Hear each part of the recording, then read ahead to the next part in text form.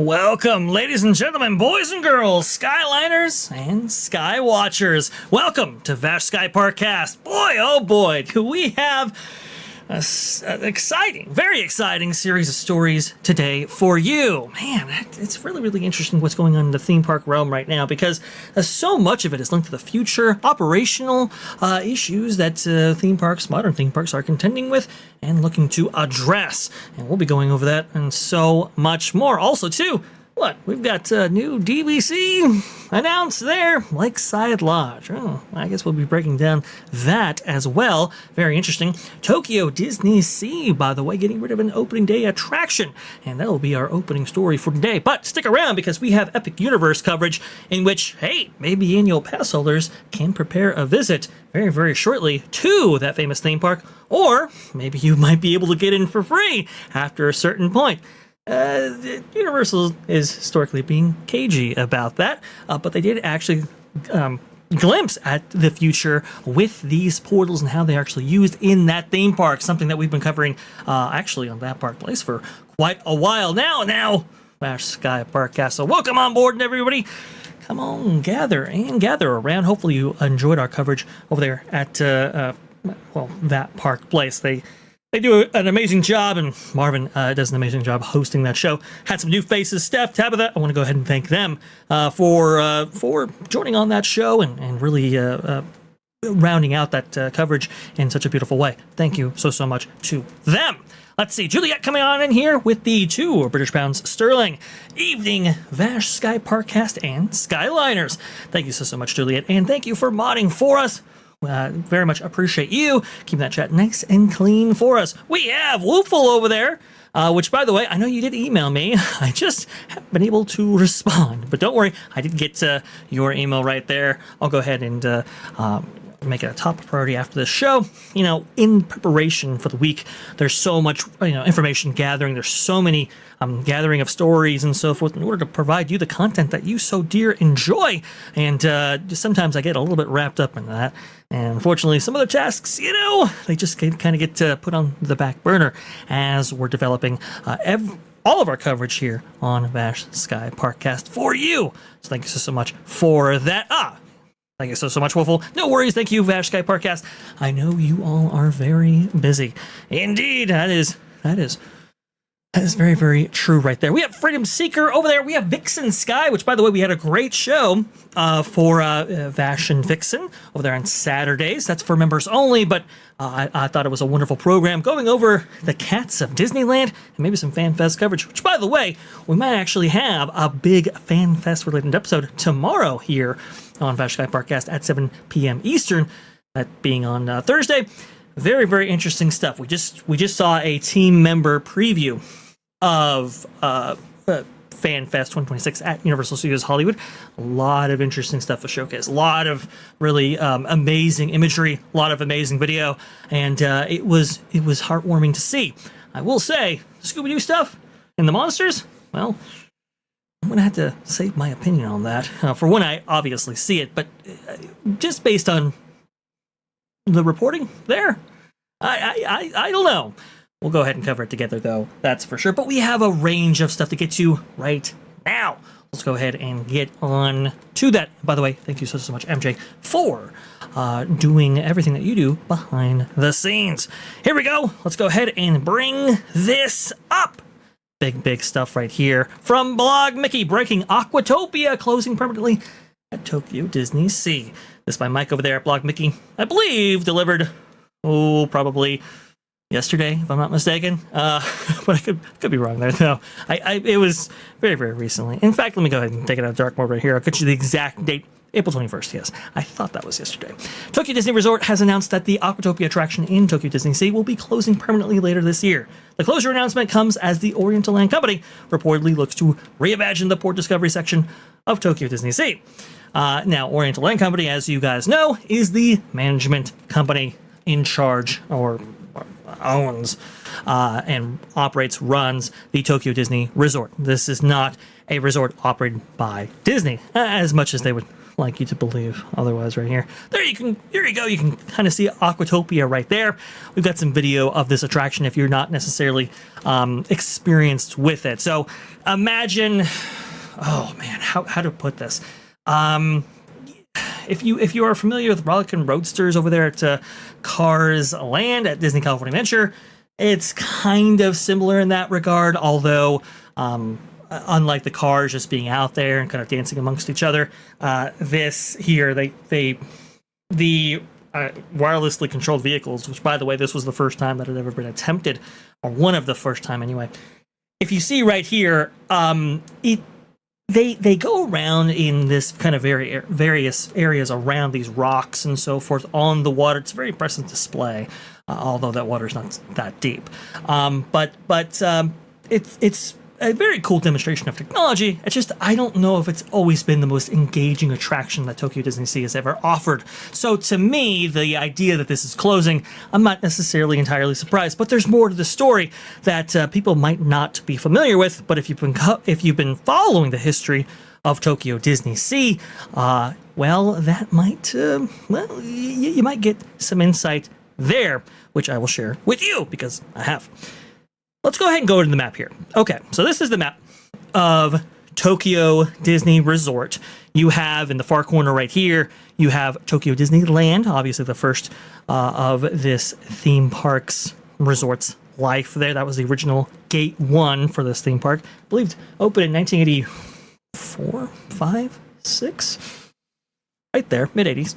And then, obviously, in 2001, you had Tokyo Disney Sea right next door. Now, it's kind of weird because the entrances are on the polar opposite sides of each other. That was unfortunate. But, c'est la vie, that's what you have here.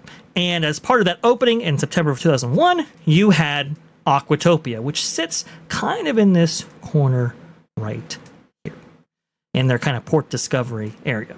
You can see that right there, very corner at the theme park, and you can see it's pretty big. It takes up a lot of room, and it's not necessarily a people eater. It's also limited when it comes to appeal.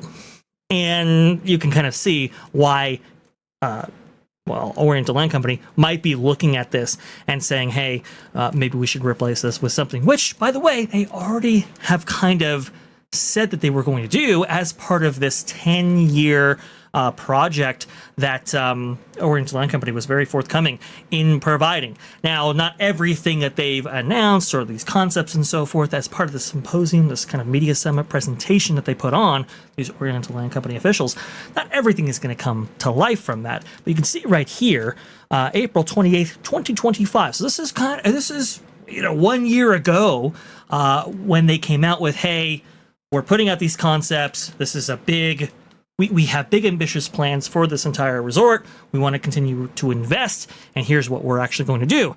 Didn't get anything about a third gate, sadly, which people have been waiting for. Tokyo Disney Sky for quite a while there. More on that in just a moment. But here you go, from Tom Bricker over there at Disney Tourist Blog.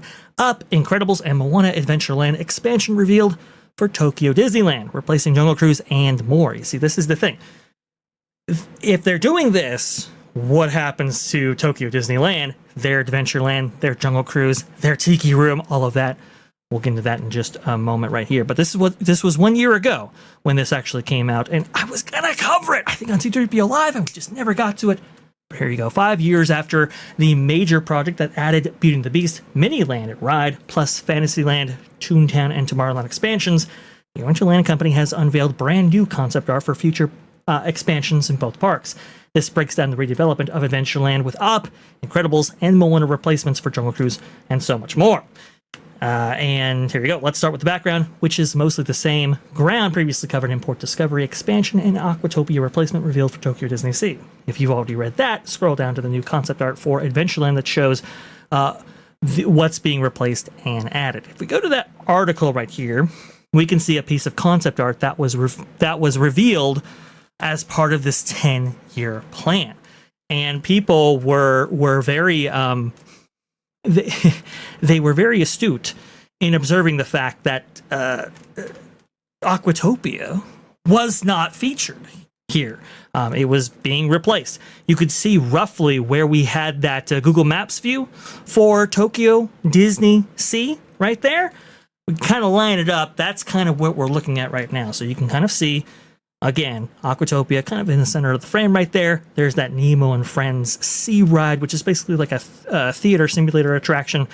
If we look over here at this concept art that was revealed a year ago this time, see right there, Aquatopia was no more. Now, I understand that they kind of announced this, but it was a little bit like, are they really going to do this? Because, to be honest, Oriental Land Company, well, they've had a rough go of it lately, right? They've had declining attendance, and even though Fantasy Springs did raise that attendance up, it soon shot straight back down. Also, too, their financials, I mean, when you compare it to the EK here, it just isn't looking good.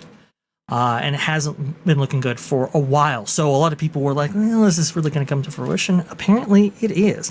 Aquatopia is going to be closing, and that's going to be, I believe, September 14th is going to be the official date right there. So, sad to see on its, 25th anniversary right here. It will be passing, which is not so good. But you can see what they're replacing it with. It looks like a very intricate land, or kind of building structure complex, whatever you want to call it, with a large show building. So whatever is here, at least according to this concept artwork, is fairly ambitious. However, what if we didn't just lose Aquatopia? As I was reading before, we might be losing a lot more than that, because not only did they reveal concepts with what they were going to change out regarding Aquatopia, but they also revealed concepts on getting rid of basically all of Western Land, essentially, as part of this theme park. You can see this right here. I understand you might not have the greatest context when looking at this concept art specifically, but roughly where you see those cliffs and so forth, that's basically their version of the Jungle Cruise out there, along with that incredible coaster right next door. Just beyond that is where you get Big Thunder Mountain Railroad. We can actually line this up here if we go back to our Google Maps and go back to Western Land. Here you go. I'm going to try to line this up with the concept artwork as it's presented. Here you go. This is kind of roughly how it is right here. I'll explain all of this in just a second. But here's what it looks like on Google Maps. Here's what it looks like in this concept artwork. It's a big deal. By the way, we have Orange Girl 55 over there in the chat. Thank you so much. He invited me to a show there on his channel with Hey Bricky, and I just did not see the invitation. I do apologize for that.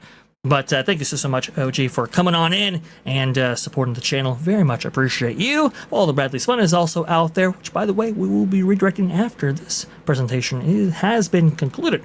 Let's get back to our story.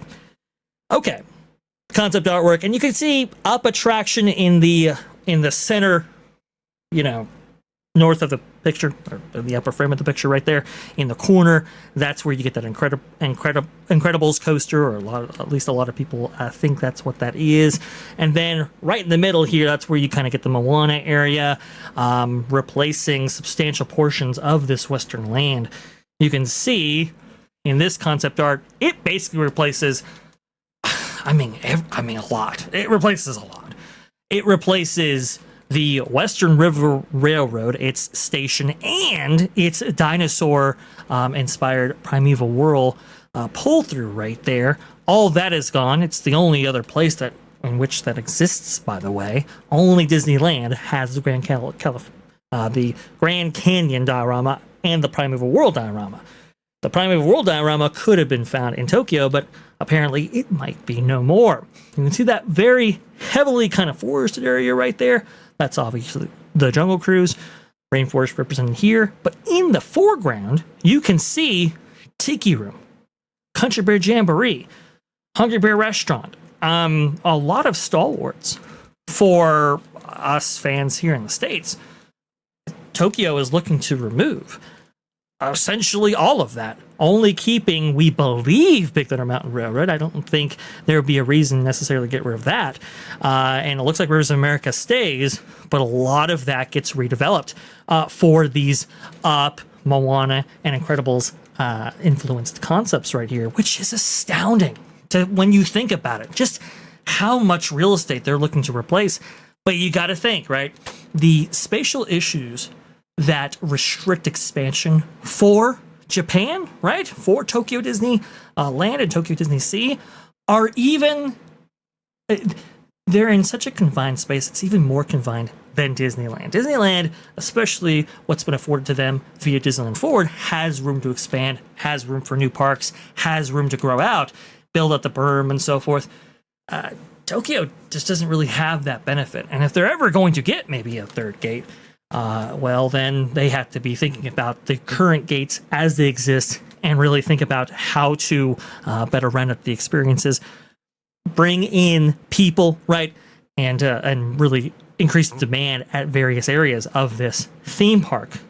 And you can see right here, this was taken, I believe, when you can see right there, Space Mountain, the new version was being established right there. You could see how large that complex is, far larger than what's on offer right now.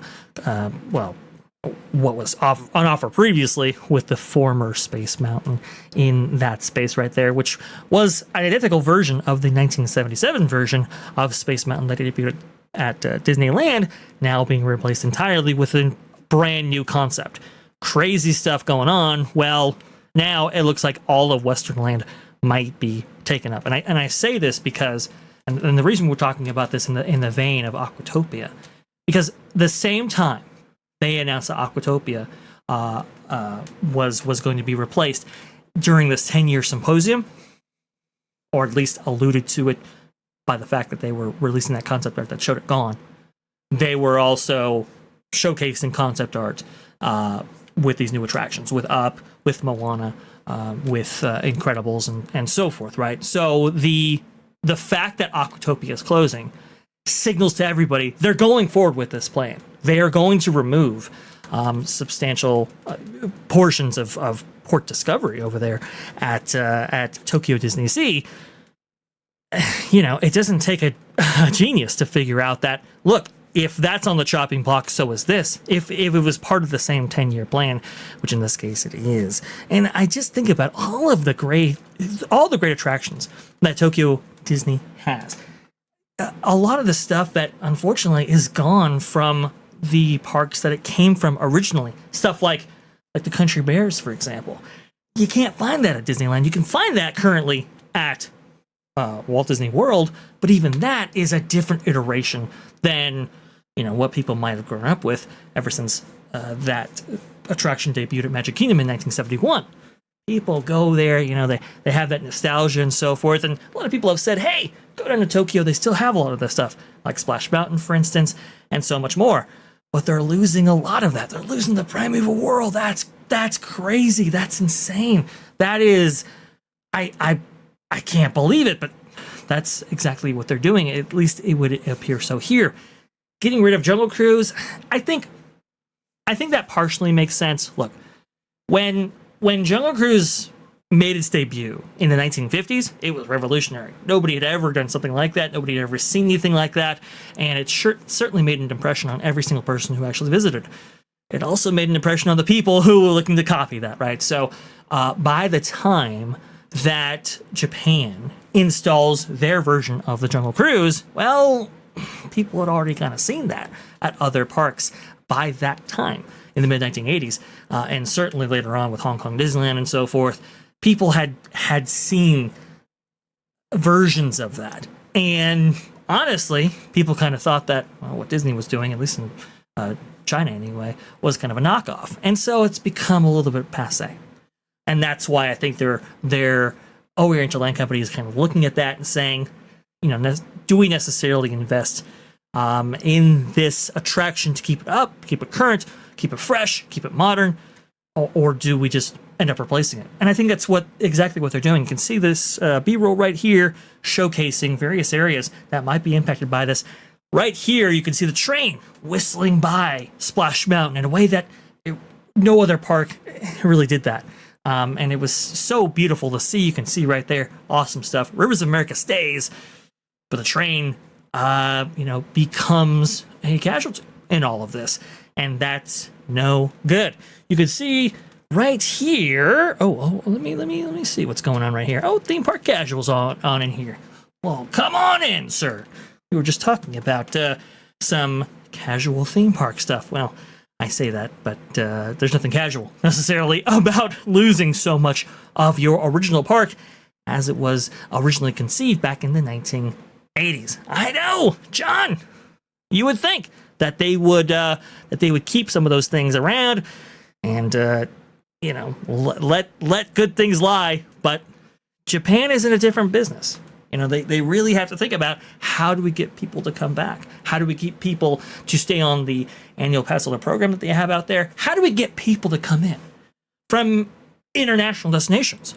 It's very, very difficult. And sometimes, things have to, they have to pay the price somehow. Maybe that's in the form of redevelopment, as it is here. Let me go ahead and wet the whistle real fast before actually honoring the people who have supported us. Very, very interesting stuff indeed. We have Freedom Seeker sending out or gifting 5 Vash Sky ParkCast memberships. All of you now are Sky Watchers. We have Cuban Superman, Magic, Windy F333, Nightwing IT, and them Immersive, right? Well, I very much appreciate you. Now you can go ahead and join, Vixen and I for Vash and Vixen over there on Saturdays at 3 p.m. Eastern. Very, very cool stuff indeed. I think it's a wonderful show, wonderful program. A lot of people have been enjoying that. And also we have Wolfo coming in here. Thank you so much. Very much appreciate you, good sir. I know you've been an amazing supporter, and now supporting your fellow Sky Watchers. That's pretty cool right there. We have Ryan, the traveled dad, right there, becoming a new Sky Watcher. Mattercam Matt, hey, that's pretty cool. Great to see you out there, Mattercam Matt. Very much indeed. Jonas J. Campbell. He's out there. Well, he's now a Sky Watcher. He can join us on Saturday, 3 p.m. Eastern right there if you want to go ahead and listen in. We have Kathleen Fantuzup. We have Kathleen over there becoming a Sky Watcher. And also to Bob K. 398. Thank you so much. And thank you for watching here and supporting us in the way that you have. Wolful, Juliet, Freedom Seeker, thank you very, very much for that. Very, very cool stuff indeed. But you can see right here the B-roll that's been playing this entire time. There is something very unique about Tokyo, and it's assemblage of attractions. A lot of people say, well, it's kind of the grab bag theme park resort, right? Especially Tokyo Disneyland. They just kind of took the best parts of the parks that previously existed, that being Disneyland and Walt Disney World, and took the best of all those things, assembled them in this kind of blender, and there you go. And the park certainly feels like that. But as a benefit, a side benefit to that, a lot of those great attractions that we all know, love, and remember, well, guess what? They're still there. Like the original Country Bridge Jamboree, as you're seeing right there. That's very, very cool. It's awesome to go to a place in which you want to go ahead and maybe re-experience childhood, or maybe just revisit attractions of you can do that to get rid of so many of them. The Tiki Room, for instance. I understand Stitch now and everything like that, but the Tiki Room, Country Bears, Jungle Cruise, all of that and more, that's no good. You can see right there, Space Mountain, it is coming along, their version of it anyway. It is certainly hitting some milestones, I believe, by this point. This video is a little bit old, but by this point, I think the entire dome is covered. So they've been moving at a tremendous pace. You can't stop progress. You can't stop these things moving. And they are certainly paying out, or into Land Company, that is, big bucks,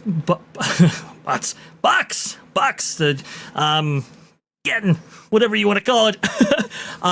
They have been paying out an astounding amount in order to establish these new expansions, these new attractions, these new shows, these new rides to get you to come in. And I'll be very interested to see if it pays off. It didn't quite with Fantasy Springs. This was very interesting. And Jonas and I, Jonas is in the chat right there, now a new Sky Watcher, Jonas and I kind of covered this back over there on that park place in years past, in which Fantasy Springs, as pointed out by Forbes right there, Caroline Reed, who was a great job over there, was pointing out that it just the demand for Fantasy Springs and that expansion, that was like a $2.1 billion expansion. And even Caroline Reed, in her article over there in Forbes, called it the great theme park gamble. It didn't really pay off. It really didn't. I think not in the way that the Oriental Land Company executives thought it would. And so it's like, okay, well, just like Walt Disney World, right? All right, we have the Rivers of America. We can reduce maintenance on all of these things because these are aging attractions, or in that case, an aging Rivers of America. We can reduce that and redevelop that area to increase demand for that area and sell lightning lanes. I think a lot of that same mentality is hitting Oriental Land Company executives right now.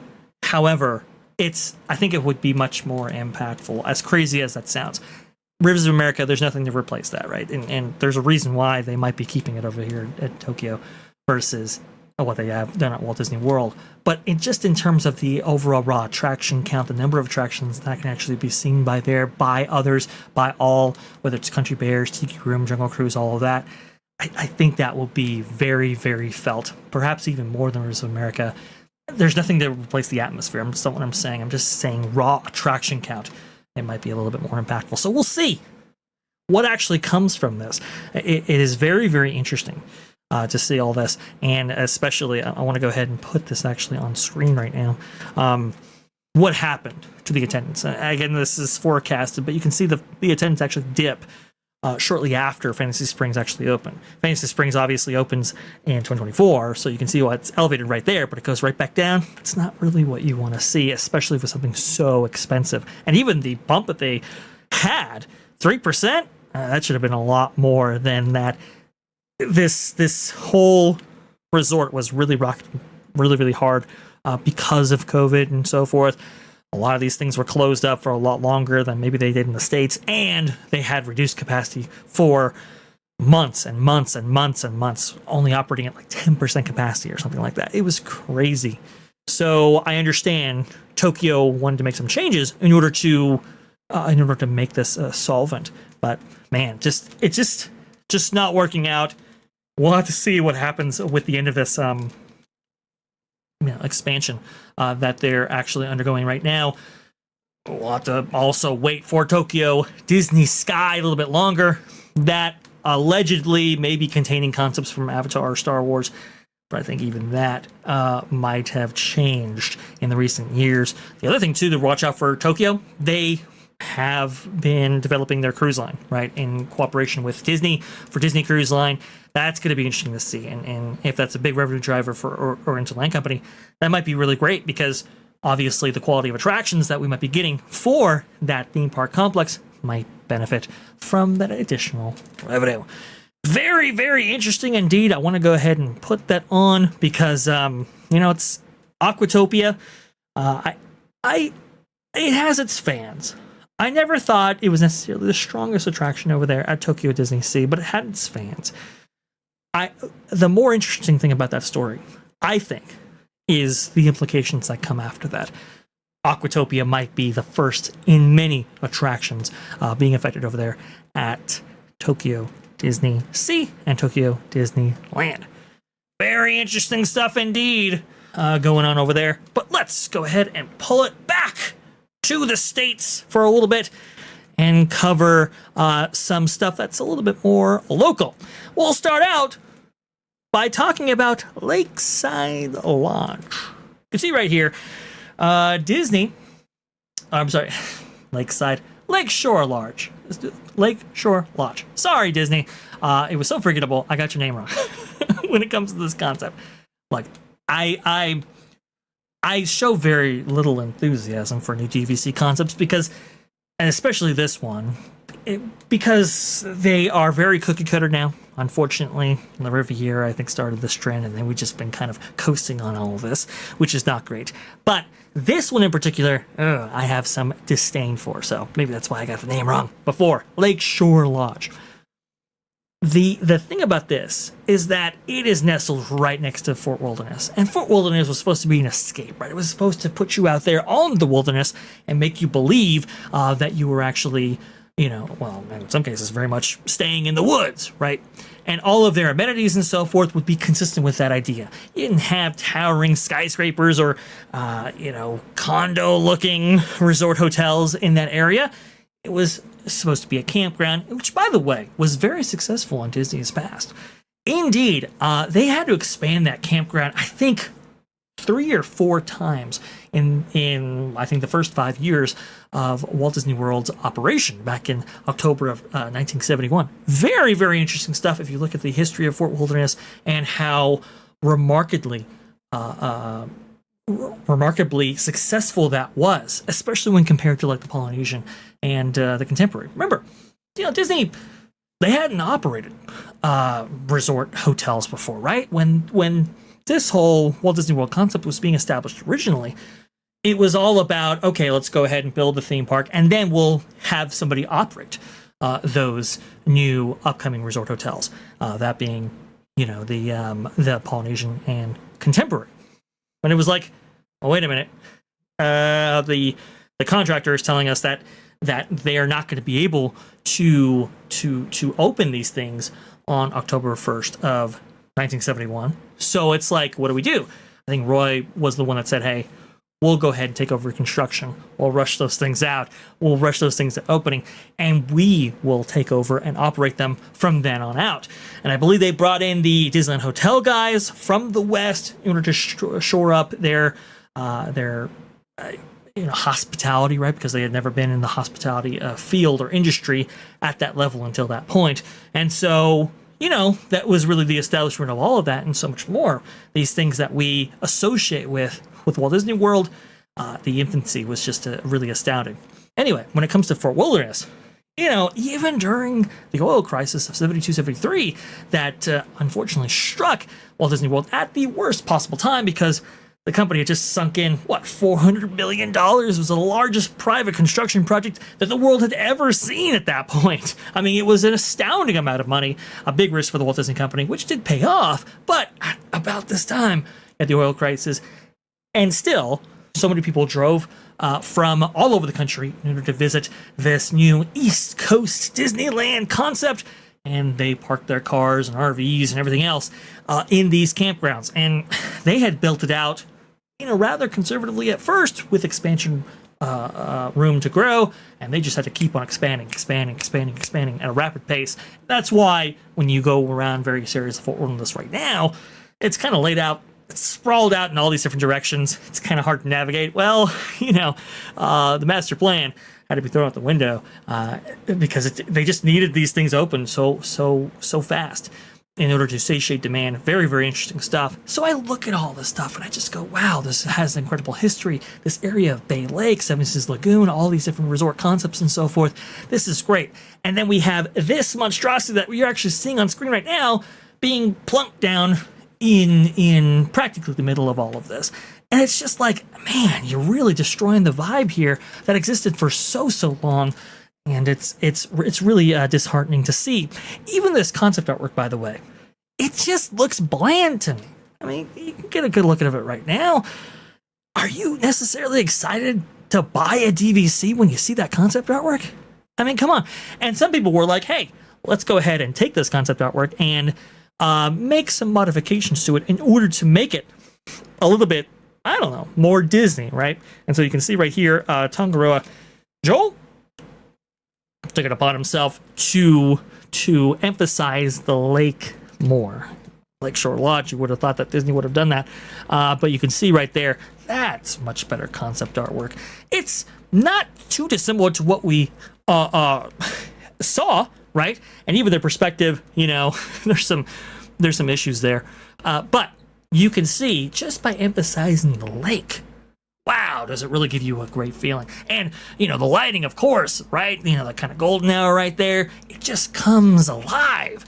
And it's just like, wow, Disney, this is a big investment that you're actually making right here, and you debut this concept art with it. A lot of people have reservations about this whole thing to begin with, right? It's just this sprawling, very urban monstrosity out there in the middle of, right next to Bay Lake, in the middle of Fort Wilderness. It's kind of like, what is going on right here? You could see right here, let's see if they have aerial photos of this. I believe they might have, yeah.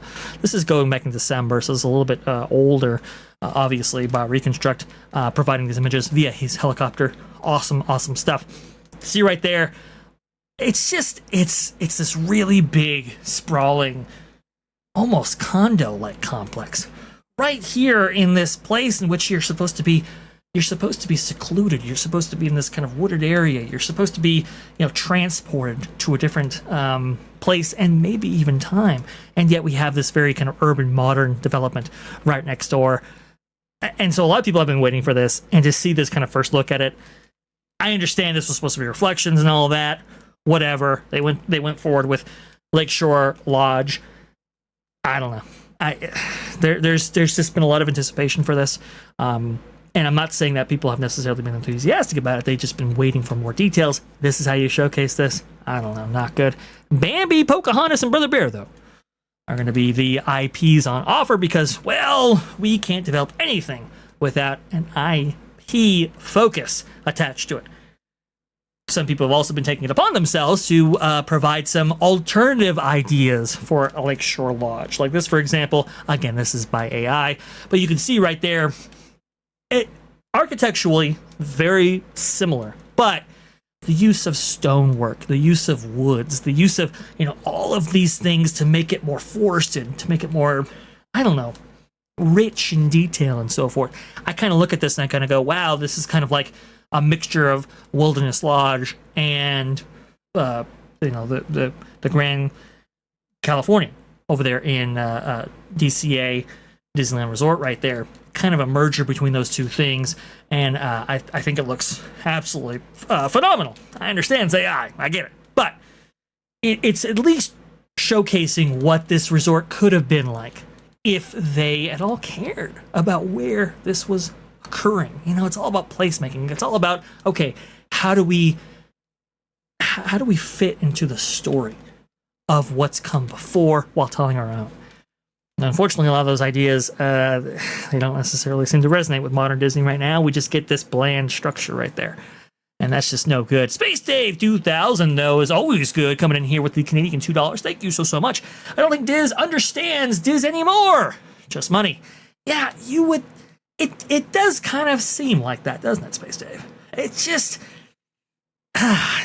there used to be a quality about these things. I mean, I remember... Michael Eisner being so enthusiastic about architecture, so enthusiastic about, okay, if we're going to develop a resort, no matter what it is, for Walt Disney World, whether it's a moderate, deluxe, all that, we're going to go ahead and really spend the money, do it right. I mean, Michael Eisner, he used to actually have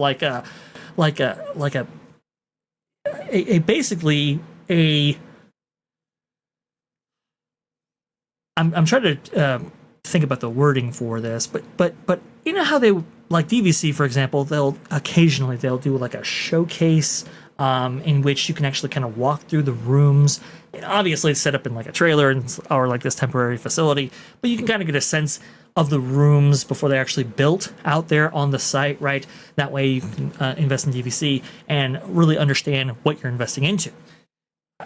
Michael Eisner would basically stay in those rooms like for a night before actually approving a project in order to get the sense of the feel, and if in fact these things were appropriate, right, for Walt Disney World, whether they were consistent with that story, whether or not the architectural money being spent was worth it.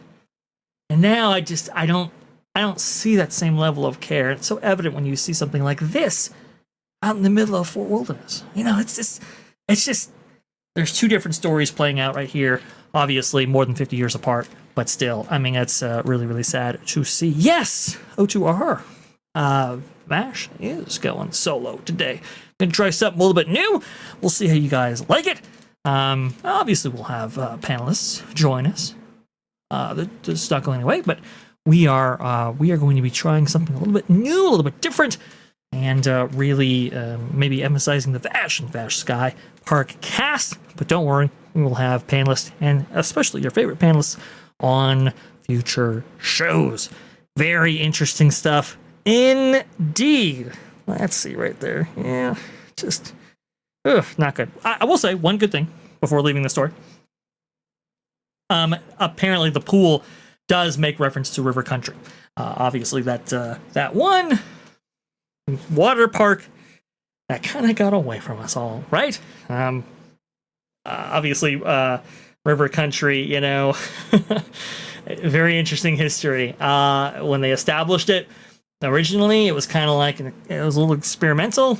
Certainly Imagineers tried out some new things, like, you know, making it almost seamless with the nearby Bay Lake and so forth. Very, very interesting stuff for that. But famously, Jeffrey Katzenberg, hearing how remarkable that a water feature was out there in Florida, tried to get into that park himself and was denied entry because of capacity limits. And it was like, okay, if we're denying executives from even visiting our theme parks, then we have to grow this. Obviously, River Country enormously successful, so let's go ahead and invest in another water park, Typhoon Lagoon. But that still wasn't enough to satiate demand, which is why we got Blizzard Beach as well. And by the time that was established, it was kind of like, do we necessarily need River Country? Unfortunately, well, it didn't last much longer than that, which was most unfortunate.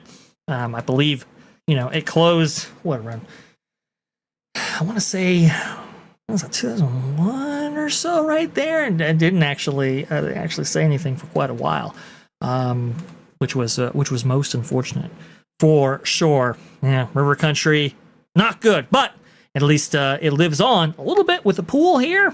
We'll have to see how that looks by the time that officially opens. Yeah, Disney Fan 55, didn't the water have amoebas to where it was dangerous for people to swim in the water? That's always been the rumor associated with River Country. I will say they established the fact that there were dangers in the water as early as the 1970s. So in early 1970s concepts for Walt Disney World, you see all kinds of stuff. You see parasailing and jet skiing and all kinds of stuff for concepts for Walt Disney World in the early days. And some of that stuff did actually come to fruition, at least for a little bit right there. And you kind of wonder, like, whatever happened to all of that, you know? And it's like, ooh, they tested the water. Not good. Not really good for human, not just consumption, but human occupation. So it was kind of like, okay, let's go ahead and move away from this. It was already established that water was not in good shape right there. And so they did have filtration facilities established for River Country. However, there were other issues with that, with that specific theme park right there that couldn't be overcome. And it was built at a different time, and even some of those filtration issues and so forth. You know, obviously as time moves on, you know, are they necessarily still adequate? Just a series of compounding things that really did River Country in, which was so unfortunate. C'est la vie. There you go. Apparently it is being honored, though, via this installation in the form of Lakeshore Lodge. We'll have to see how that all goes. But we have to move on to our very next story. And this one is a doozy, folks, because this next one right here, I'm very, very passionate about. I've been talking about the idea of Epic Universe actually being available to all guests long before this park even opened. I think I was referencing some of the stuff in 2020, probably 1, 2, 3, somewhere around there. The idea of, okay, if we build a theme park, can we build it in such a way that allows access to portions of this theme park after a certain time of day. And it was like, oh, that's a very interesting idea. There have been, I think, well, let's say, conceptualized ideas, right, along the same lines that have made their way in various, Imagineering panels and so forth, blue sky ideas, but never actually realized. And, well, Epic was actually built specifically with this function already in place. Now it might actually be coming to fruition, or is it? It's a very interesting way that this story has developed. Here you go from blog. Mickey Universal begins testing innovative land-by-land access at Epic Universe, and it could be a game changer. A little bit older, April 14th, but don't worry, we have updates to the story, but we have to establish the foundation first. Here you go, by Mike. Universal Epic Universe is now testing an innovative land-by-land access system that would allow for a very unique operation of Universal Orlando Resort's latest theme park. The testing was spotted at the Dark Universe portal, and if successful, could redefine how Universal approaches operations at Epic Universe. This has been a long time coming. Let's dig into the latest. As spotted by Florida Coasters 1, over there on X, Universal team members were recently spotted testing a facial recognition system at the entry to the Dark Universe themed land at Epic Universe. As seen in the photo below, there are 3 facial recognition stanchions at the portal entrances to Dark Universe. Team members can be seen monitoring the system. If this will load, will it load? Come on, you can see it right there. What we're actually talking about right there, you can see the 3 stanchions out there and manned by Universal team members, which, by the way, they look a little bit more official than your run-of-the-mill team members, which is very, very interesting. You can see right there a different view of that as well. Very, very interesting. I want to go ahead and give it up to Alicia Stella, actually, because she provided commentary on this concept, I believe, before Epic Universe, or maybe around the time Epic Universe opened. It's very, very early on. And she actually has some footage showing where these stanchions, where these would eventually be placed.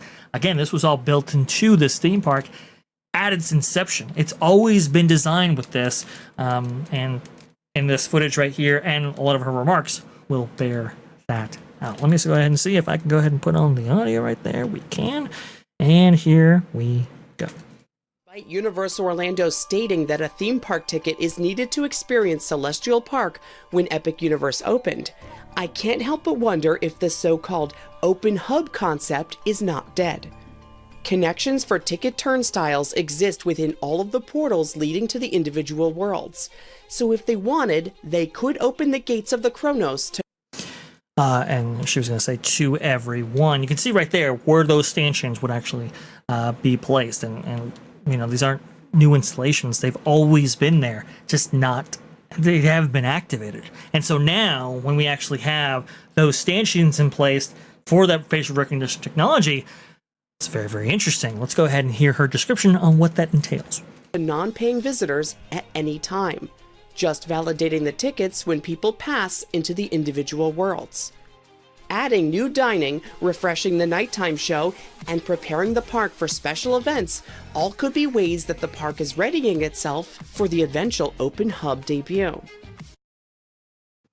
Indeed, that's what it appears like. Open hub.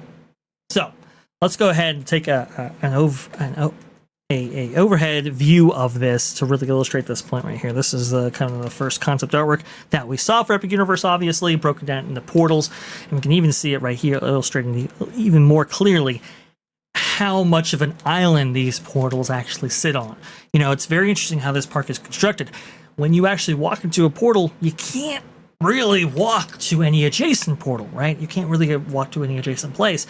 There are separate exits, but even then, they bump you out into Celestial Park, not too far from where you entered via the entrance portal right here. So that makes it very easy to actually man and station team members in such a way in which you can either allow or deny access based on a set of parameters. In this case, photo identification via not ID, but actually a facial scan. So using biometric data to to distinguish between who actually gets entry and who doesn't. And how would that be established? Well, very simply. The concept that I heard, and I still believe is true to a certain extent, although this may have changed. Okay. The idea is that when you buy a ticket for Epic Universe, you are buying access not just to Celestial Park, but also to those portals, right? And those portals obviously contain your attractions, by which, you're paying all this money in order to go see. Okay, we all kind of get that. But after a certain point, right, could Celestial Park actually open up to all, while having those portals containing those attractions be reserved to people who have actually paid that day's ticket? And that's the crux, or at the very heart of this concept, right? And there's very interesting design elements that have been featured in Epic Universe and that haven't been featured. For example, you're seeing right there this kind of junction between the two parks as they are currently established, Universal Studios Florida and Islands of Adventure. You can obviously see the entrance portal to Epic Universe right there, provided by Follow the Bradley's Fund, by the way. Awesome stuff. Okay. At that interchange, at that merger point between Islands of Adventure and Universal Studios Florida, you have City Walk, right? And there's this, assortment of shops and restaurants and so forth that people can actually dine and go to before their day, or in many cases, you dine and go to these places after your day. Maybe you're leaving Universal Studios Florida or Islands of Adventure. You just want to go ahead and get a bite to eat or meet up with friends or whatever. You can do that at City Walk. It's been successful for them. So it's kind of like, well, why didn't you actually build a concept like that at Epic Universe? But here's the inversion. City Walk exists at Epic Universe, but instead of outside the park, it's inside. Celestial Park is essentially your City Walk. And the way that they've established the portal concept, well, now you can allow entry into Epic Universe, into Celestial Park, in which you have amazing dining establishments and so forth, and utilize it very similarly how you utilize currently City Walk over there in Universal Core, right? This is the possibility afforded to the portals and how they were actually laid out, because now you have very clear demarcation points, right? You have very clear egress and ingress points by which you can control traffic to those areas. And so if you paid for Epic Universe, well, now you get access to these portals regardless of time, right? And let's just say 6 p.m. is the time in which you maybe allow everybody to enter Celestial Park. Okay, well then if you paid a ticket, well, now you can actually enter Dark Universe, for instance, or whatever. Whereas maybe if you didn't, you are bound to Celestial Park. And those stanchions that provide that facial recognition, those are what allows you access or doesn't allow you access for those specific portals with their attractions on the other end. Now, many people might be thinking, okay, well, what happens with the carousel and Stardust Racers, because those are available in Celestial Park. Those have their own facial recognition stanchions, in which you can demark that way. So if you want access to, like, the carousel, it would be limited to people who have actually paid for a theme park ticket that day. That's kind of the way I have heard this described, and I do believe it's true. However, Universal is now saying something differently about these specific stanchions and how they might be used versus how people thought they would be used based on rumors, reports, and how this park is actually laid out. Very interesting stuff indeed. We'll get to that in just a moment. But first, the real Venture's coming on in here with a $10. Thank you so much. Very much appreciate that. That is awesome. You keep the channel providing independent news to you with this. Thank you for that. Personally, not a fan of the portal checks. It ruins the portal look and going in seamlessly. Also not a fan of Celestial Park being another City Walk. It's part of the theme park experience. And that brings me to the next point I was going to make here before going over Universal's comments.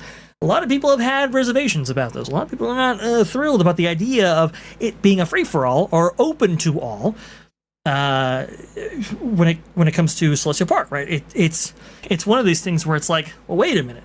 if you have everybody coming on in here, doesn't that change the mix of not only who's there, but also to, capacity and so forth, right? Like, you're letting in now more people than ever into this park, potentially, when you're opening a concept up like this. But again, I mean, this is the way I've heard it from operations managers. This is what they've wanted to do with this park. And, despite those reservations, I think we'll see this to some degree. But they might be taking things slowly, as we'll get to in just a moment. But I think there really is a concern about, okay, well, Celestial Park is just completely taken over by people. How does that affect people actually going there and trying to enjoy their visit, especially paying the high prices that Epic Universe demands? What is it like to go from Dark Universe to Isla Burke, for example, corner to corner in this park with all these people there? I don't know what that really is like, and maybe operations managers are wondering the same thing. Also, too, you got to think, fireworks, water shows, are those now afforded to all? Perhaps, maybe they are, and maybe, potentially, right, those things are more heavily invested in because it's open to such a large subset of guests, both paying and not. That could be interesting. And hey, if this concept is really, really, really good, could we maybe see it at Epcot? There might be a case to open the back half of Epcot after a certain point in order to make sure that all those restaurants and so forth are well attended. It's very, very interesting stuff indeed. But here you go. Let's go ahead and go on to Universal's comments, specifically regarding this, because, well, they saw the chatter out there and they have officially responded. This by, again, Blog Mickey over here.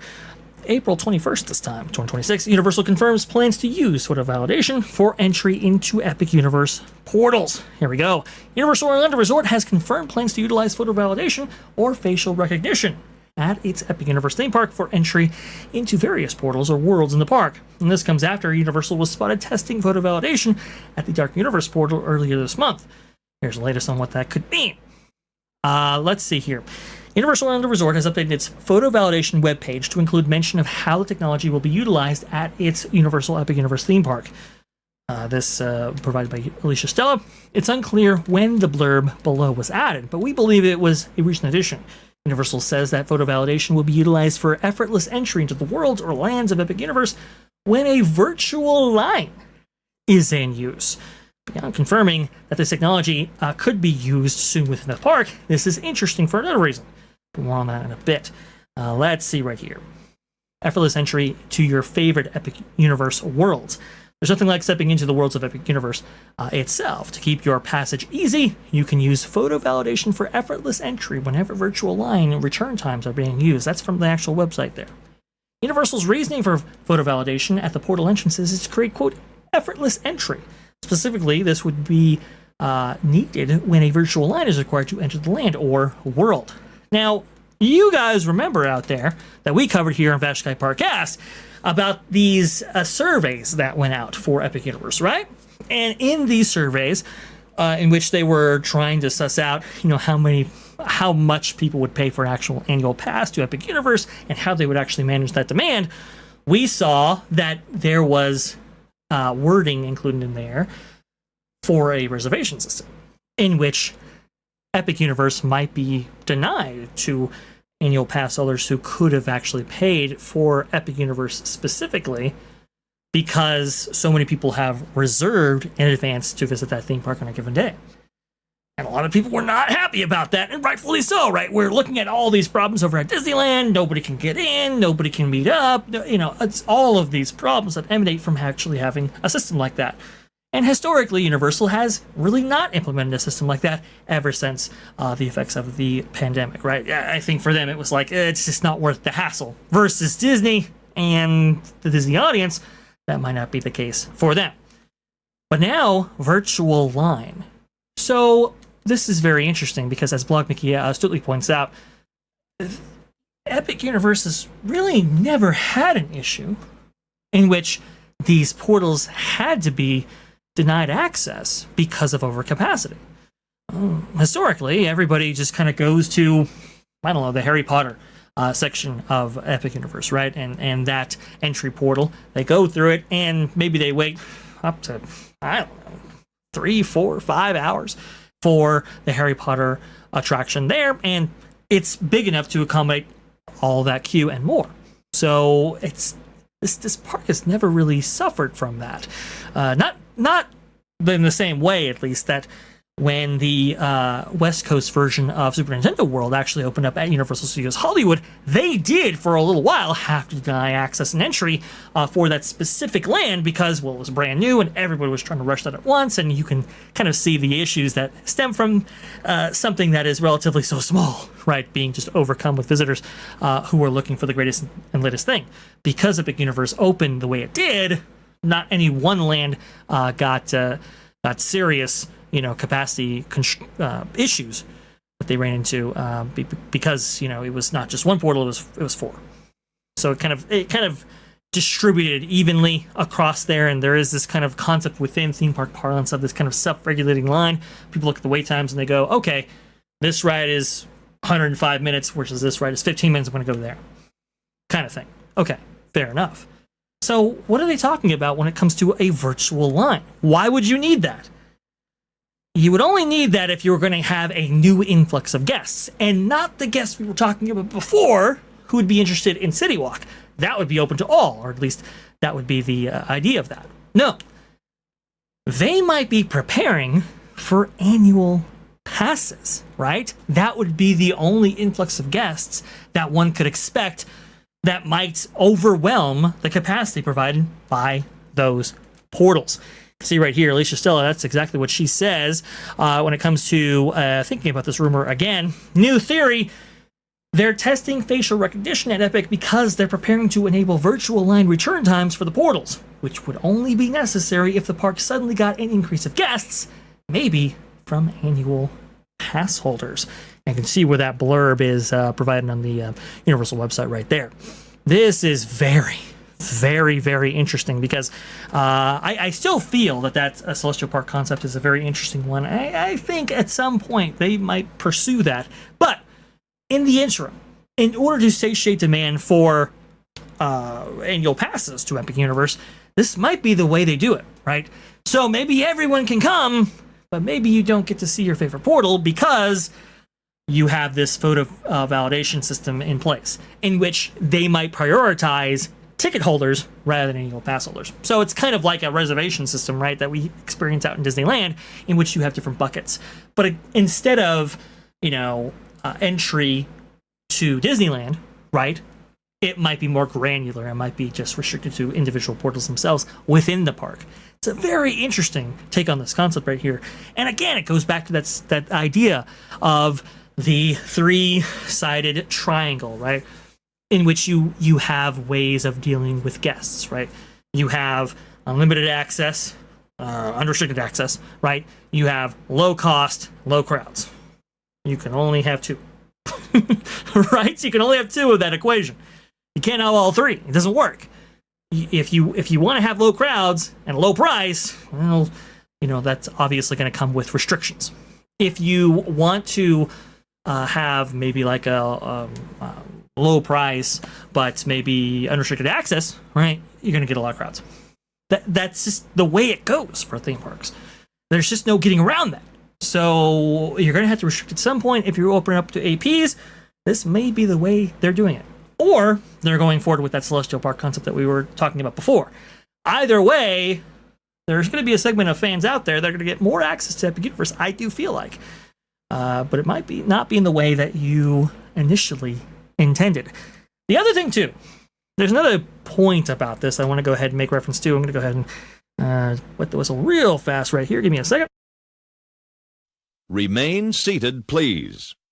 Permanecer sentados, por favor. That is so perfectly placed, MJ. Thank you so much for that. Man, why didn't I think of that? Oh, she's got all the good ideas. Fantastic stuff, indeed. There's one other part of this that I really want to go ahead and get into.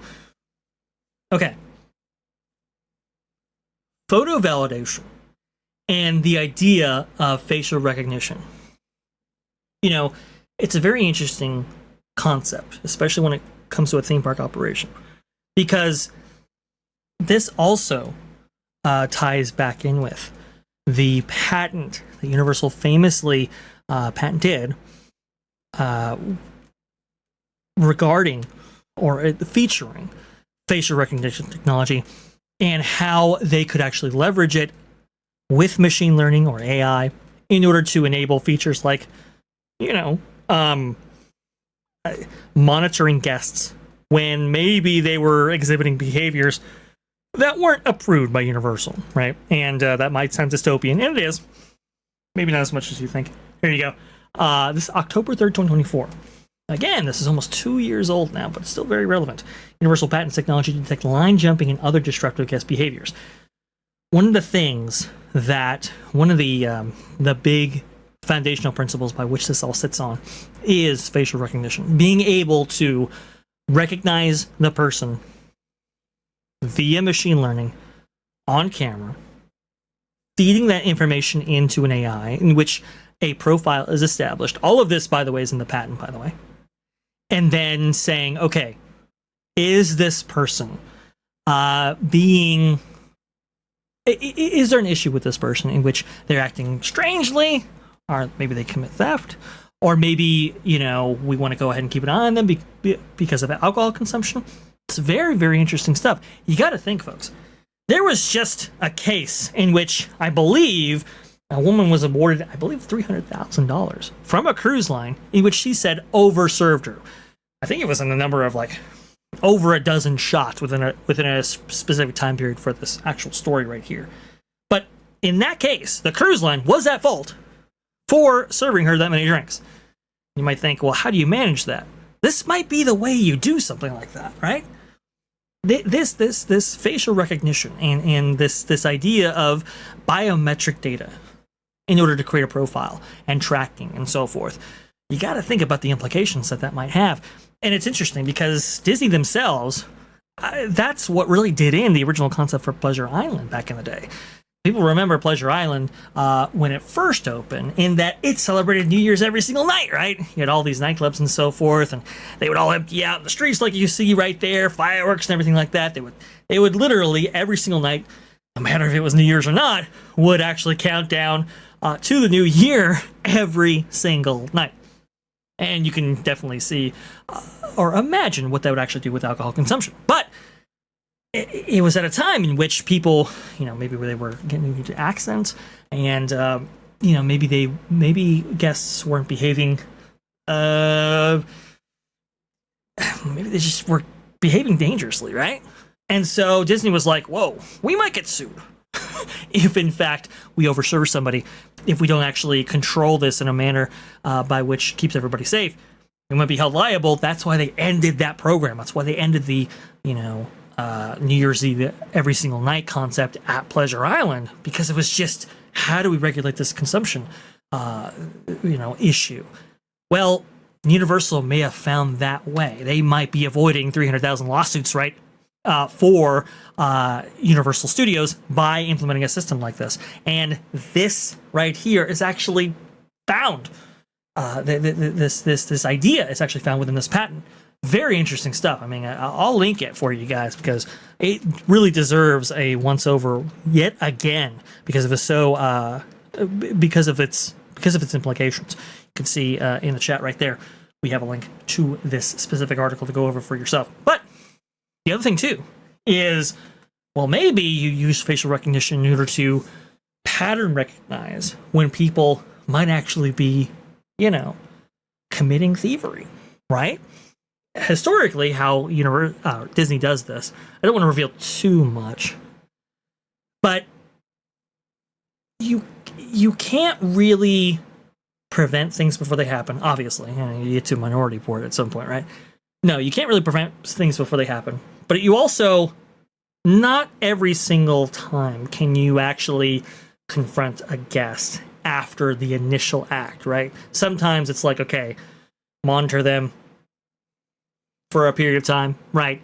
See their behavior. If we witness something, then we actually do something about it.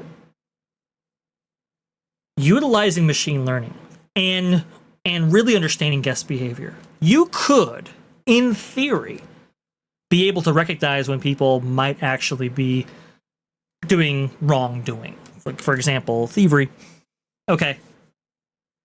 Think about it. When somebody is trying to maybe pilfer something at a store, they don't exhibit the normal behavior, right? When you're shopping for something, right? We've all done this. When we go to Best Buy or something like that, we see something on the shelf, maybe be looking at our phone and so forth, seeing if the best deal is there, maybe looking at reviews.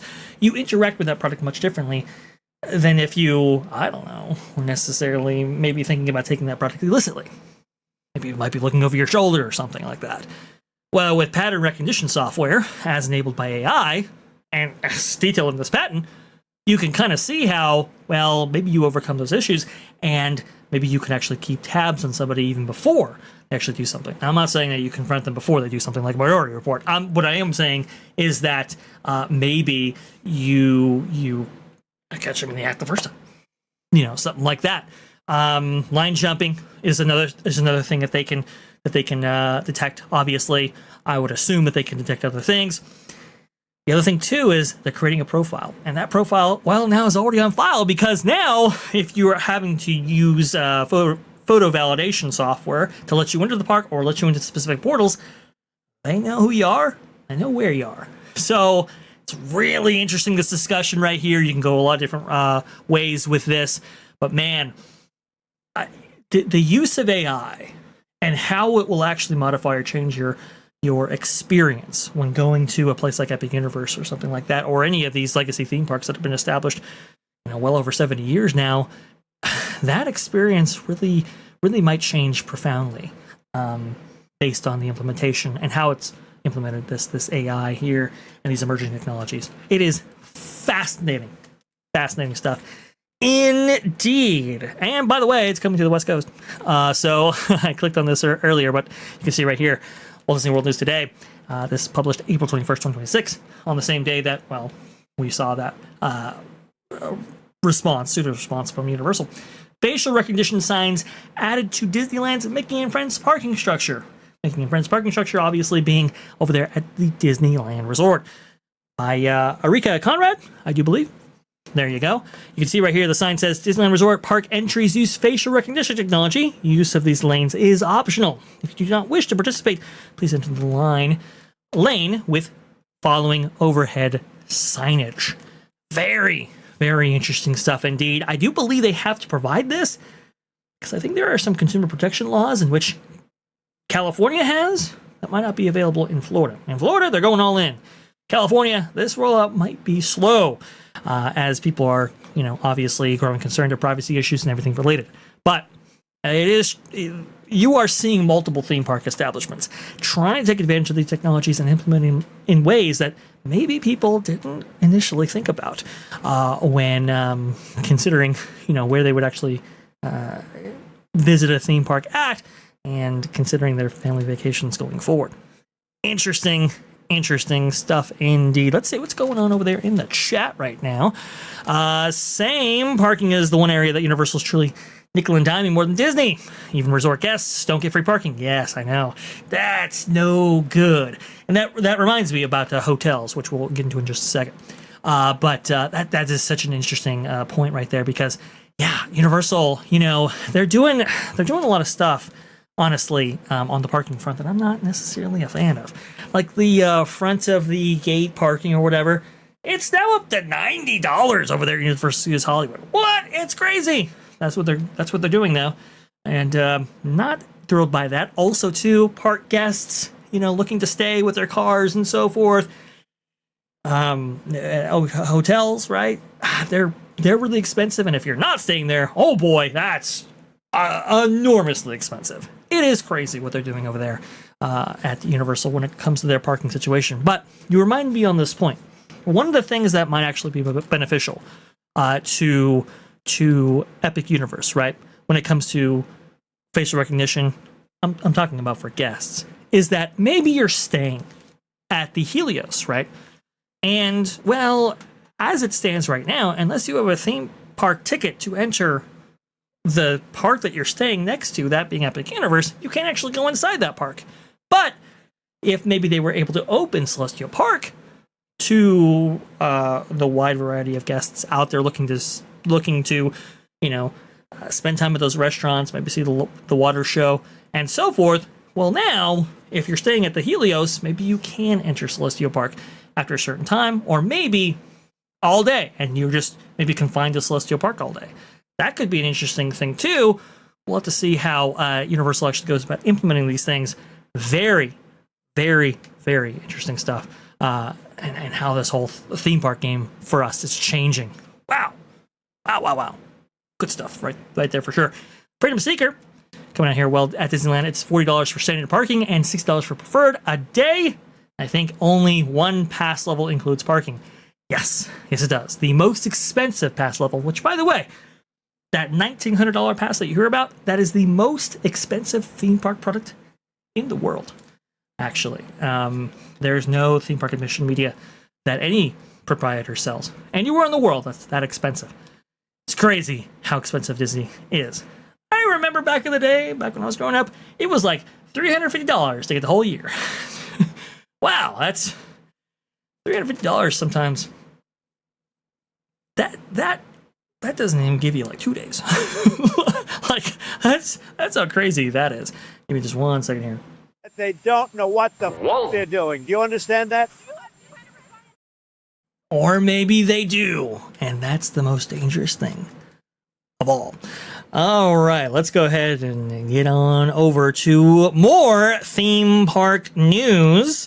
I think it's very, very interesting what is going on out there in the world. Let's see. I have the pick of the litter right now when it comes to theme park stores. I want to go ahead and be very, very surgical with my approach. Here we go. Let's go ahead and cover a little bit of Star Wars, shall we? Just a little bit. We won't focus on it for too long, but I think it is fascinating how Disney is reconciling with including the original trilogy more so in Star Wars Galaxy's Edge. Here you go. This article from Walt Disney World News Today. Disneyland's Dock Ondor Stand of Antiquities reopens. Numerous props replaced. Uh-oh, that's no good. By Erica Conrad. April 17, 2026. Updated April 21st, 2026. After a short closure to acquire more props ahead of the Star Wars Galaxy's Edge timeline shift at Disneyland, Dock Ondors has reopened with new props. The Dock Ondors, I will say, this, to me, is like the best shop of all in all of Star Wars Galaxy's Edge. It's a little too small for everything on offer right there. I think it may have benefited for just a little bit more space, but that is one of the things that keeps it very unique and frankly pretty awesome. If you've ever walked in there, it's a pretty cool experience. But Dock Ondors is known for having all of these kind of props and all of these antiquities, let's say, from all over the galaxy, right? And he's collected them there, and you can see them on display and up in the balcony and rafters and so forth. It's very, very cool. A lot of those things, unfortunately, had to go. No good. Dock Ondor is an Athorian antiquities dealer who has a shop located in Black Spire Outpost number 2. Every nook and cranny is covered in unique artifacts. And during our April 16th visit to this shop, we noticed many of the props on the walls were replaced to reflect the timeline shift coming to the land. On the balcony overlooking the main area of the shop, the hanging banners and many of the props appear to be unchanged. There are new additions here. Notable new additions is one of the Time Grappler's mallets from Andor. Okay. Visible hanging inside the right alcove in the photo. I'll say this. There's that meme out there, right? That's like, hey, did anybody watch Andor? Because they're talking about something politics related, I guess. And it's like, hey, no, people didn't watch Andor. Like, I always found that to be entertaining.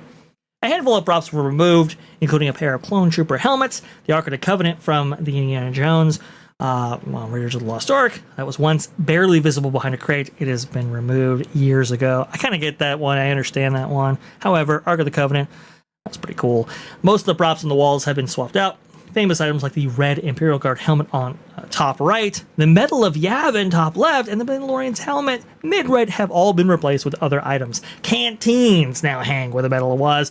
There's a black headpiece where the Imperial Guard helm used to be. You can see where I'm going with this. So we're going to have this billion-dollar land. Remember, the Walt Disney Company spent $1 billion on each iteration of Star Wars Galaxy's Edge, and it's supposed to be a celebration of the Star Wars franchise. A lot of people, when provided that promise, have it in their minds, oh, I can go ahead and experience all things Star Wars, no matter the trilogy, no matter the era, no matter the whatever. When I go to Star Wars Galaxy's Edge, I want to be immersed in Star Wars. And I will say, Dock-on-Doors was one of those places in which I think I think fulfilled that promise in a way that maybe the other areas of Star Wars Galaxy's Edge didn't. And maybe it was an assemblage of member berries. You could look at that cynically if you wanted to, but I think atmospherically, everything like that, I think it really worked. And to not have in this shop the Medal of Yavin, right? Mando's helmet and his rifle, the clone trooper helmets and so forth, flight helmets from various eras of the Disney saga, or I should say Star Wars saga. Interchangeable, I know. Red Imperial Guard helmets, right? I guess Palpatine and Darth Maul, their kind of busts, right? Those were removed. And to me, this is why I'm bringing this up right now. It's kind of like, why did you invest $1 billion in a land when you just arbitrarily set these timeline windows by which things could exist in, and then constantly remove and neuter things in order to be consistent with that timeline? It's like, guys, it's not working, okay? People wanted the original characters. Now we're getting some facsimile of the original characters in which we're combining attributes of costumes or something like that because we want to place this between Empire Strikes Back and Return of the Jedi and all this kind of stuff. Enough of it already. Just give us the Star Wars land that every single one of us wanted since day one. Look, the immersive thing, it's never going to be as good as what was advertised, right? When the Imagineers came out there and said, live your own Star Wars adventure, you're going to be immersed in this ever-evolving story. Remember how they said that, there was going to be a bounty hunter that was going to come up to you and, criticize you if you wrecked the Millennium Falcon earlier. I remember these promises. I remember these concepts. They're never going to be fulfilled. We're never going to get to that point. So stop it with these timeline changes. Stop it with this stuff, okay? If you want to go ahead and take down the First Order branding, right? And you want to put up the Imperial signature in order to establish that, hey, this is maybe more Empire-driven than Resistance-driven, First Order-driven. Okay, fine. Whatever. So be it. If, in fact, you're replacing one prop with another, fine. But to take down props and to remove them outright and replace them with, jars or whatever? Come on, Disney. Stop being lame. Stop being lame. Look, Imagineers, everybody, Lucasfilm, all that, stop it, would you? Just, nobody thinks about these lands in that way. Nobody does. Nobody. Ask anybody. Nobody cares about the lore attached to these specific, lands and so forth, especially if you're paying thousands of dollars to be there. They just want an amazing Star Wars adventure, like what we see maybe at Harry Potter. Harry Potter is not bound by any time period. And yeah, there are conflicts and all kinds of stuff. Fine. Nobody cares. And by the way, that might actually enrich the experience. Cars Land has these conflicts too, right? In which you have a tribute to Doc in the actual land itself. And then when you actually go on the attraction, Radiator Springs Racers, you see Doc there. It's kind of like, well, what happened there? Nobody cares. And by the way, Imagineers pointed this out at the time. They were like, well, our story for Cars Land, it takes place over the various movies. It's not really dead set into any one of them. And honestly, that's how Avengers Campus currently works right now. You have characters from all over the saga coming in and out and so forth, and it's like, oh, well, that version of Captain America is with that version of, I guess, Captain America. This version of Iron Man's there. Nobody cares. They just get to see their characters. They just get to be immersed in this experience. Well, Avengers Campus, that might be a stretch, but they just get immersed into whatever franchise or IP that they want to be involved in. And by the way, that's how it's worked. That's how it worked back in Indiana Jones Adventure back in the day, right? When that attraction was established in, March of 1995, they just gave you an Indiana Jones Adventure. So I don't understand this idea of just like, we're going to go ahead and set these things in a certain time period and we're going to move heaven and earth to do it because we have to be consistent with that. Don't get it. Don't understand it. But that is what we're getting, even with this timeline shift right here. And they're being very clear that's a timeline shift. They're not removing the timeline. They're just shifting it a little bit to at least the timeline that people wanted to see in the first place. Okay. See you right there. Sorry, I had to rant on that just a little bit right there because I don't like it. Freedom Seeker. We all just want the round dish back of the Falcon. Who's with me? Yeah. Of all the props that you can put on and put in and install and all of that, that right there. The round dish on the Falcon. You do that, hey, maybe we can talk. But you removing the metal from Yavin, from Doc Ondor's shot. Get out of here. Get out of here with that. You can miss me with that, as the kids say, I do believe. Is that what they say? I don't know. What I say, I guess. Now, all right, let's go ahead and continue on right here down the line. Let's see. Let's go for some a little bit happier news. And that being the fact that you can see, well, something that was original to Disney's Animal Kingdom when that park opened in 1998, but hasn't been seen for a while. Here you go, Little Red. The animatronic baby elephant returns to Disney's Animal Kingdom. This by Cham Lee over here at That Park Place, April 22nd, 2026. We covered this a little bit on That Park Place, but hey, why not? Let's go ahead and cover it here as well. Bash rants are a good thing. Rant away. Yeah, I'll remember that, Vixen. I will remember that. The Little Red animatronic baby elephant has returned to a guest visible area at Disney's Animal Kingdom. The baby elephant figure appears, or reappears, after spending more than a decade backstage following its removal from the original version of Kilimanjaro Safaris. Now, the animatronic has been placed in a limited viewing location located to the Caring for Giants tour. Guests who participate in that experience can spot the figure in the elephant habitat area, marking its first public appearance in years. Little Red first appeared in the original version of Kilimanjaro Safaris when the attraction opened in 1998. At the time, the attraction included a storyline focused on wildlife conservation. And boy, let me tell you how focused on conservation it was. This version of the attraction, especially the one that was available for cast member previews, was insane. Because it was like, okay, we're going to go with this conservationist message, which typically means, hey, you know, these animals, these creatures, you know, they're one with nature. They obviously create the assemblage of these amazing things that live on Earth, that make the Earth what it is, and so forth. And you know, look, when you're thinking about having a leopard as a pet or something like that, let's not do that, right? Let's keep them to their habitats. Let's protect these species and so forth. Good to go. Okay, fine, whatever. Not Kilimanjaro Safaris. That's not quite the tack they took, at least when this attraction initially opened. We talked about it a little bit on That Park Place, but I'll go ahead and try to reenact a little bit of what we were discussing there, because right in the queue, you had somebody say stuff like, "Hey, elephants, they are dying. They are being hunted, right, for their ivory, their tusks, and so forth." And it's like, okay, well, that's a pretty hard-hitting message right there, but let's go ahead and move on there. When you were on the attraction, the storyline became there were poachers out, and they were hunting down elephants in order to get to their tusks, or at least that's the allegation there anyway. And you could hear this because on the speaker, every once in a while, you'd have Simba 1, we are, getting in, we're chasing down these poachers, and we're trying to stop them from actually poaching the animals around there, and they're attacking elephants. It's not quite like that. I'm a bad reenactor, but still, you get the point, right? You get the idea. You would hear that over the radio as you were going through your tour of the Flamingo area, for example. And it was crazy. It was nuts. It was wild. Okay, and then beyond that, at least at cast member preview, right?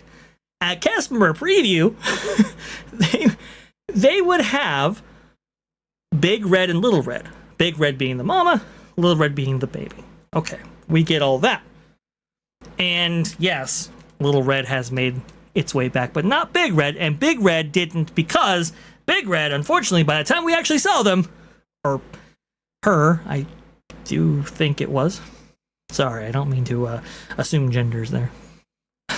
When we actually saw Big Red was dead. Maybe I can't say that on YouTube. Okay, Big Red, unfortunately, was unalived by poachers around her. Dude, it was a gruesome sight. It was not good. It is not what you wanted to see. I'll just be frank right there. And it was very impactful for children and so forth. They got so much feedback that they had to get rid of Big Red altogether. But they still had the poaching,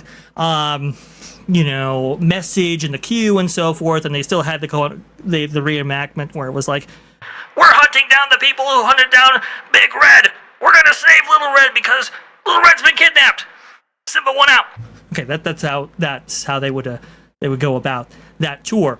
And by the end, you would finally rescue Little Red, who in this case was in the back of a Jeep or truck or whatever. And then you would have a guy next to him who would be like, you would have a, let's say, a weapon on display in which they were like protecting the Jeep or whatever, or just got into a firefight. It was crazy. It was nuts. It was the wildest thing ever. Obviously, that gets whittled down. Some of those elements don't, make it through various revisions of this show. And then at the end, it is Little Red missing entirely. And, well, Little Red has been sequestered to various areas of backstage, Imagineering, and so forth, for all that time, but never on stage. And I guess, in this case, Little Red is on stage. Now, it's secluded to this tour, which I'm not necessarily a huge fan of, and making it kind of a historical relic, like in the way that it's being presented. So, if we see right here, this is the, from WW Magic, who has a tweet right here. This by Awesome Mix Nick. Okay. It's been driving me crazy not posting about it because I didn't want to be the one to break the news given my position. But Little Red is back on Kilimanjaro Safaris, kind of. The animatronic is currently visible on Caring for Giants at the back of the second elephant yard. You can see right there they have a sign demoting what it actually is, what you're actually looking at. And unfortunately, Little Red doesn't move. It's not great, but it at least is something. And in this era of getting rid of so much nostalgia, of so many of these relics of the past, of so many of these things that are being replaced, right? Where's America, for example? Muppet Vision, all of that. Well, at least there is this kind of nod to Animal Kingdom's past as it makes its transition from this conservation park to basically a glorified IP park. Bringing in Kanto, Indiana Jones, all of that. Some of those stuff look pretty good, but it's nice to have these kind of nods, right, to where we came from. That way, they may better inform us on where to go from here. No more Big Reds, please. I don't need to see more elephant corpses. Oh, that's no good. Don't like that at all. But say lovey. All right, let's go ahead and see what is going on out there. Yeah, Vash Sky got my vote. Let's go! Nicole Williams, thank you so much. And notice you commented on the last video. Thank you so much for that. Vixen Sky right there, coming on in. MJ having a good laugh behind the scenes right there for my terrible, terrible impression. I should have set that up better. I am sorry. I was in the moment, guys. It just didn't work out. MJ, drop your Vash Sky emojis if you would choose Vash Sky for your tour guide at this attraction. Ah, I see. Well, thank you so much. But remember, please keep your hands, arms, feet, and legs inside the right vehicle at all times while the train is in motion. That right there, I've had to say more than once, apparently, because of all that guest behavior. All right, let's see.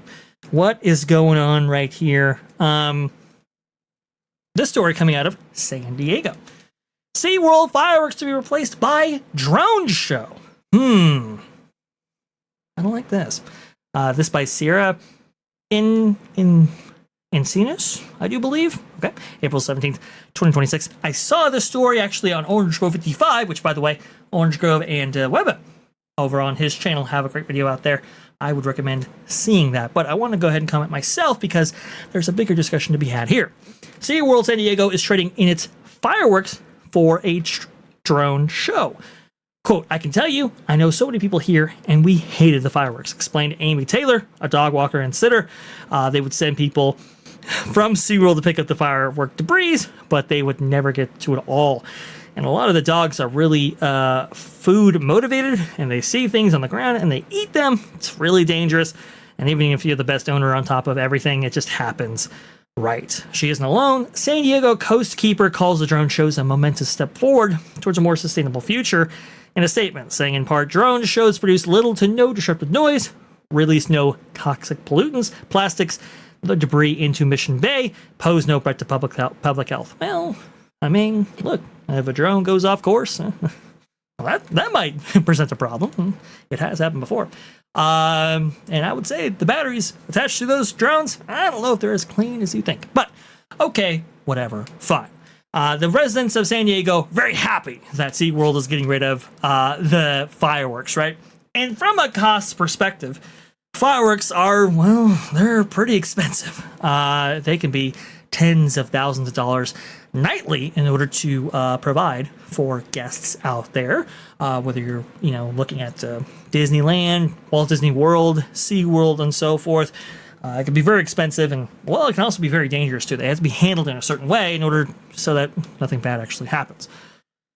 Get all that. But there's something about an explosion in the sky that is just, I don't know, it just hits you on sort of a different level. And so when I see the industry moving away from fireworks, in one way I'm a little bit saddened by it, because I think fireworks, it's that perfect kiss goodnight. Has been for the last 70 plus years in theme park history. I think you don't necessarily get over that even with impressive drone displays. Sure, we've all seen fireworks, but when they actually happen, you do stop and watch. At least that's what tends to happen right there. But yes, drones are on the way in, and drones provide all kinds of benefits for theme park proprietors, right? For example, you don't have to necessarily, make multiple purchases for these one-time use explosives in the sky. You can actually just provide for some capital expenditure related to installing drone infrastructure. You do need a launch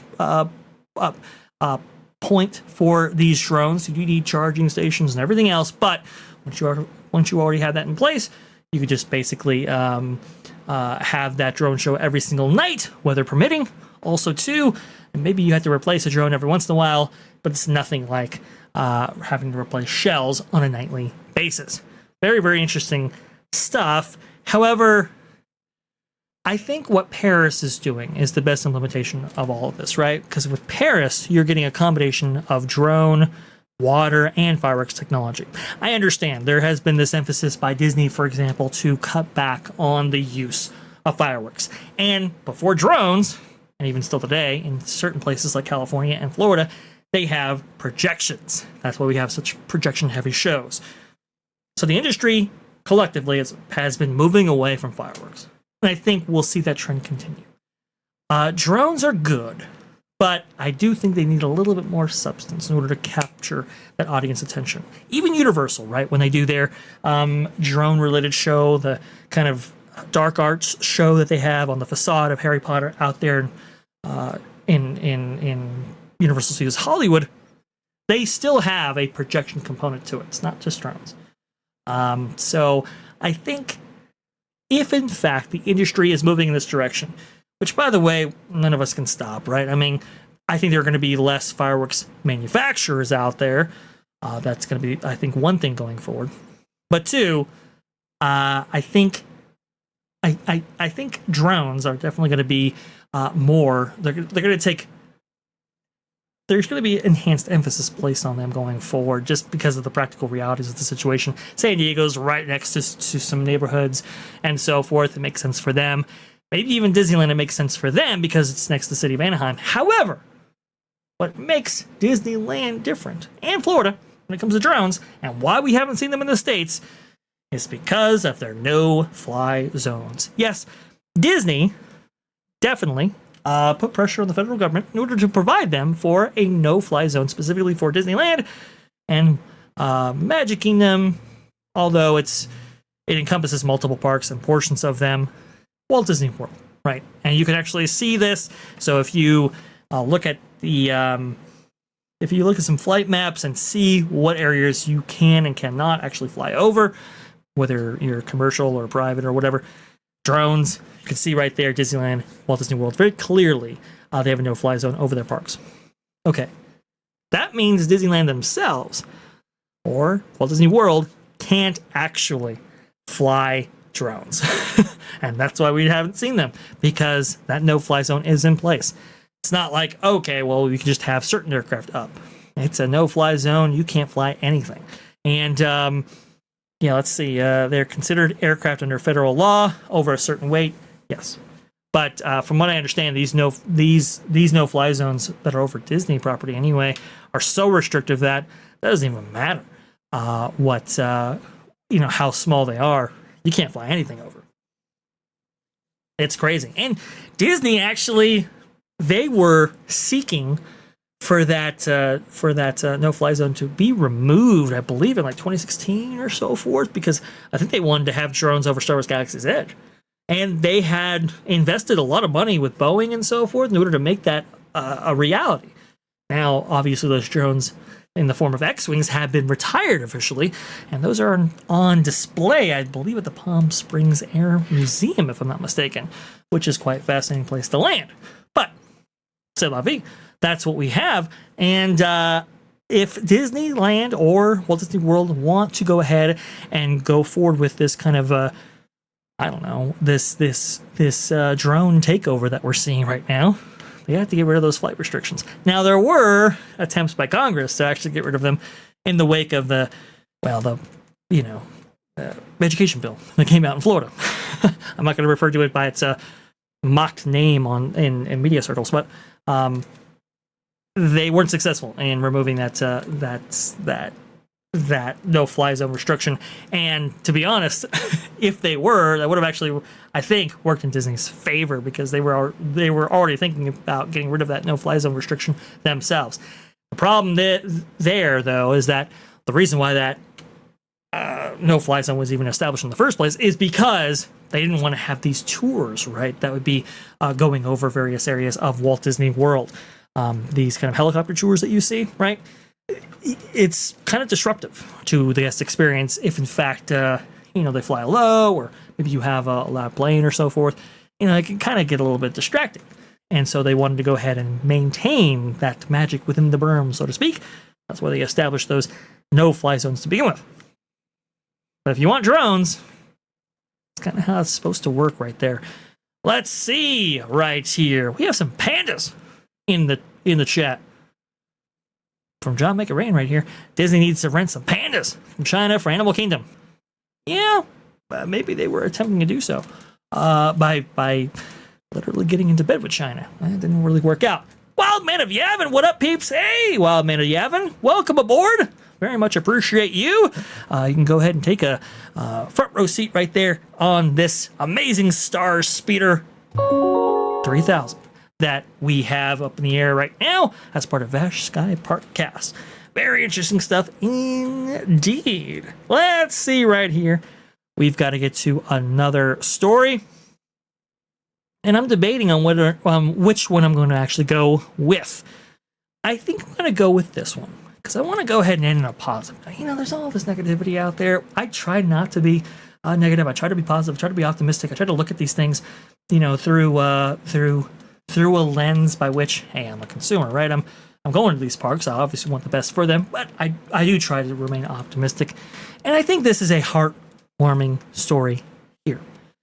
Here you go from Laughing Place. Kim Irvine and Leota Toombs honored with window on Main Street at Disneyland. This comes as Irvine is set to join her mother as a Disney legend as well. This is by Kyle Burbank right here, April 21st, 2026. This happened, by the way. I didn't even hear about it when it happened. Usually you get a sense that, hey, this person's receiving a window and so forth. I didn't hear this come up on the radar. Now we know that Kim Irvine's getting a Disney Legend, which we've talked about that before. Everybody gets a Disney Legend, but not everybody gets a window. I remember Tony Baxter, he's very clear. He's like, hey, Legend, okay, whatever. Window, that's the difference right there. Very few people get a window at Disneyland. A lot of executives get windows at Walt Disney World's Main Street. Okay? Which is kind of weird, but suffice to say that's what happens. But Disneyland Imagineers, or Disney Imagineers, getting windows on Main Street Disneyland, that's a big time thing. Because there's only so many of them. Former Disney Imagineer and Disney Legend-elect Kim Irvine's name can now be spotted among the many windows of Main Street USA at Disneyland Park. What's more, she'll share the window with her Disney Legend mother, Leota Toombs, obviously. Leota Toombs, she provides the face for Madame Leota and Little Leota, and in the case of Little Leota, she also provides the voice, that kind of hurry back, that's Leota Toombs right there, which is pretty cool. Recently, it was announced that Kim Irvine would become a Disney Legend at this year's D23, the Ultimate Disney Fan event. Today, though, she was presented with another top Disney honor, a window on Main Street, located above the Crystal Arts Shop, next to, not too far from the Wizard of Bras shop, very interestingly. The new window featured both Irvine and her mother, Leota Toombs. I do believe the Wizard of Bras, that's where Raleigh Crump's window can be found. The window is for the Crystal Ball Glass Company, a nod to Toombs' role as Madame Leota in the Haunted Mansion. Under the title is a tagline also referencing the iconic ride. It reads, quote, summoning the spirits of creativity on windows, doors, and regions beyond. Finally, at the bottom of the window, it bills the duo as artists, glaziers, and design mediums. Here you can see what that window actually looks like, and I do believe we have this ceremony as well. This by the David Vaughn out there on TikTok. Here you go. This has audio. Let's see how it goes. At Disneyland, I think retired Imagineer Kim Irvine is the only person who could bring Madame Leota out of the Haunted Mansion. Fearless mortals, heed this well. Listen as I cast this spell. A living legend stands with us. For her, we wish to make a fuss. As you hear this ghostly chime, immortalize her for all time. This was part of the ceremony by which they actually conduct these things, and usually it's held before park opening, so it's a very private event and so forth, but it's pretty cool. Your dreams come true.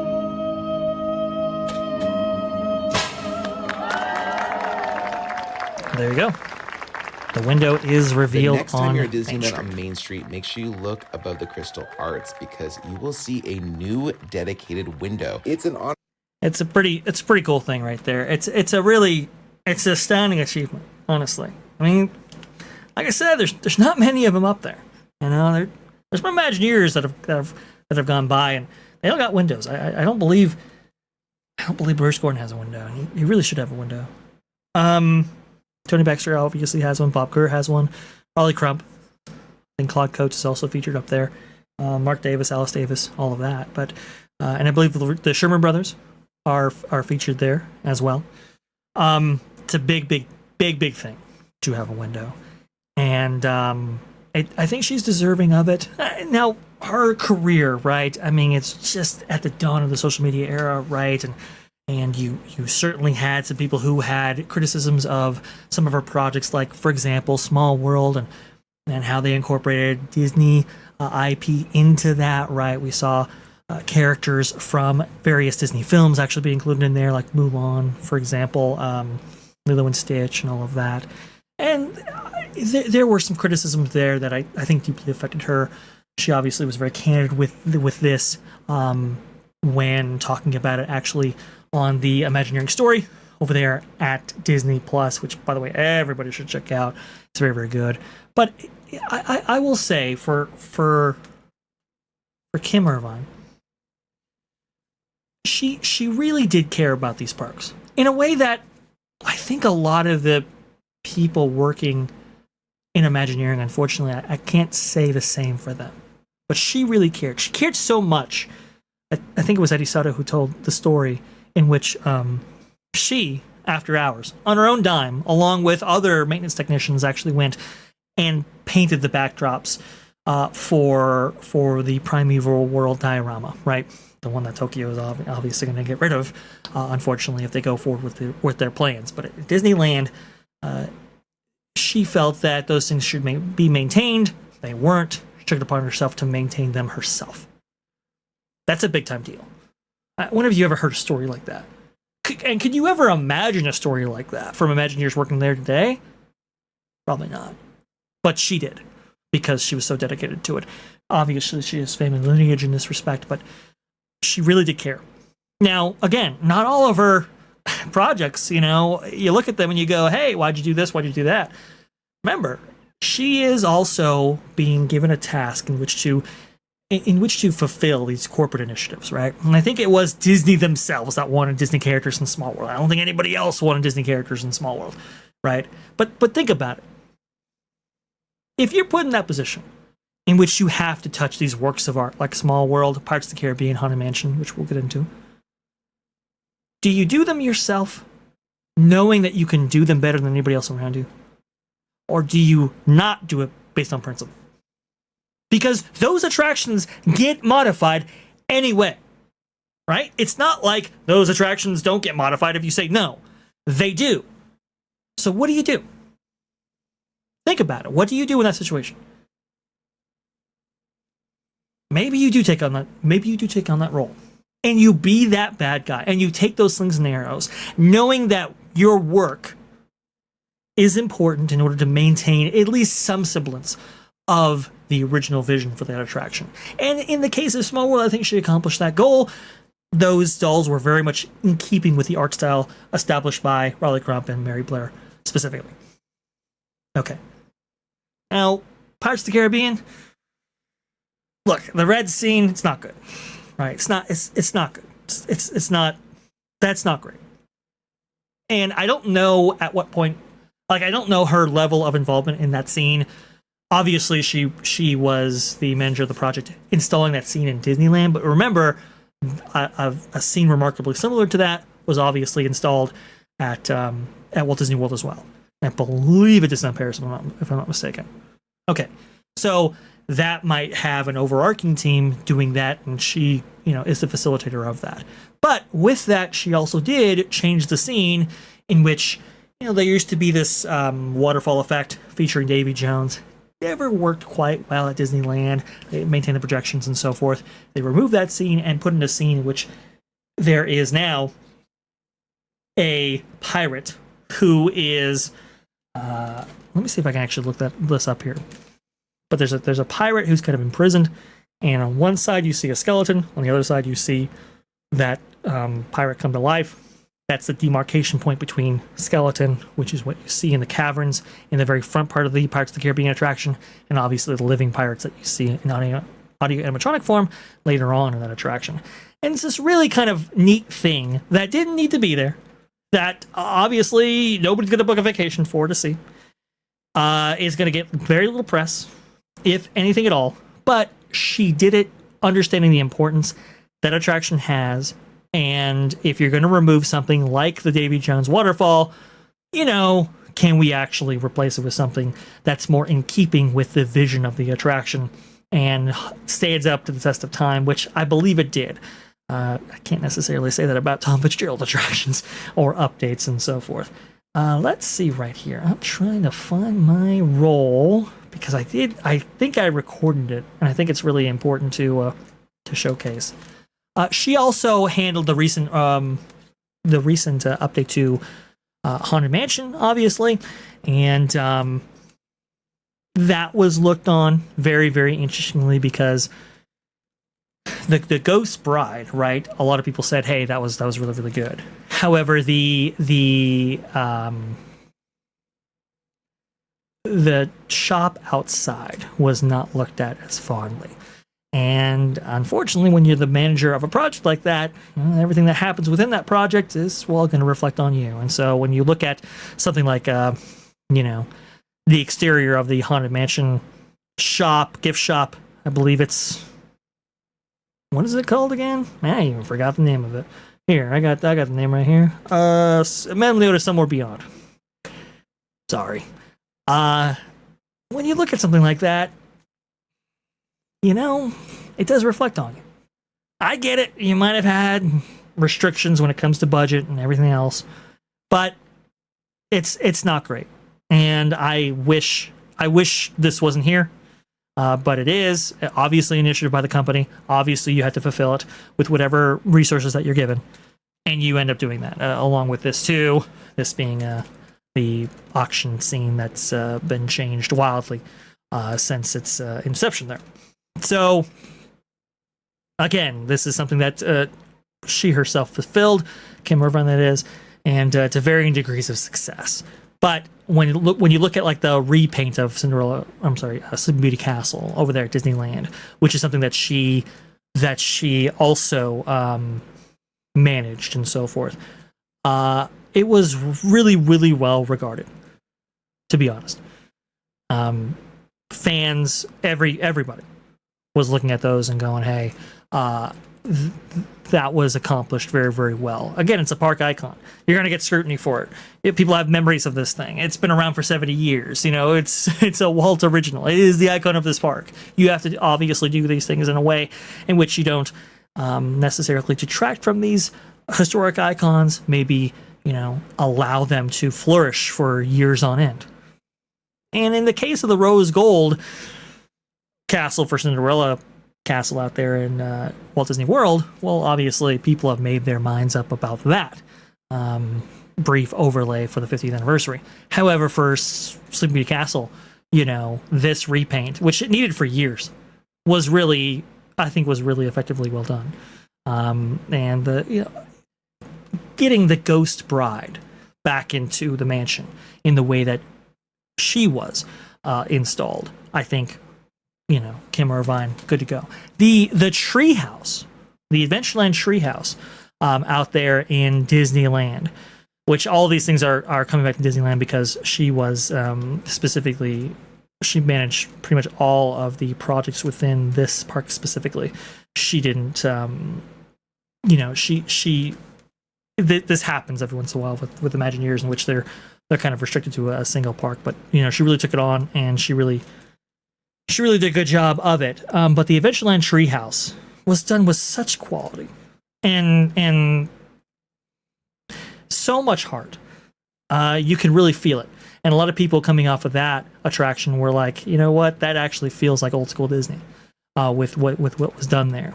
Obviously, not the most lavish thing, and it took way too long. But you can see right here some roll I have of that. You could see a lot of great nods to Disney's past, Swiss Polka and Swiss Family Robinson and all of that, but also to making sure that something like this lives on for generation after generation, past the point that she retired, which recently did happen. Just stuff like this, there was just a little additional level of care applied to these specific projects. And I'd be remiss if I didn't actually talk about something that she did a really, really good job on, that being Snow White out there in Disneyland. So Snow White still exists at Disneyland, unlike Walt Disney World. But instead of Snow White's Scary Adventures, it's now Snow White's Magical Wish. Is that what it is? I do believe so. Anywho's, it was redesigned, and the thought process was, well, this really needs an ending. And a lot of people were very nervous about this because they didn't want the scary elements to be entirely removed. But everybody did concede the point that it was like, it probably needs to be brightened up just a little bit, and this does require an ending, which it never benefited before. And it was always weird. It was always just like very, very strange. And the reason why is because when Tony Baxter, Bruce Gordon, and others were looking to redesign Fantasyland for the 1983 version of New Fantasyland, They started this process in 1981. They destroyed all of the original interiors and so forth, moved back the carousel. It was a Herculean task in order to bring the new Fantasyland to life, right?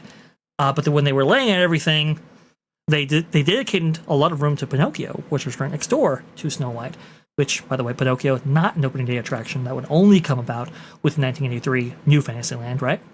But when they were doing all of this, they found out that, oh my goodness, we dedicated so much room to Peter Pan, we don't actually have an ending for Snow White.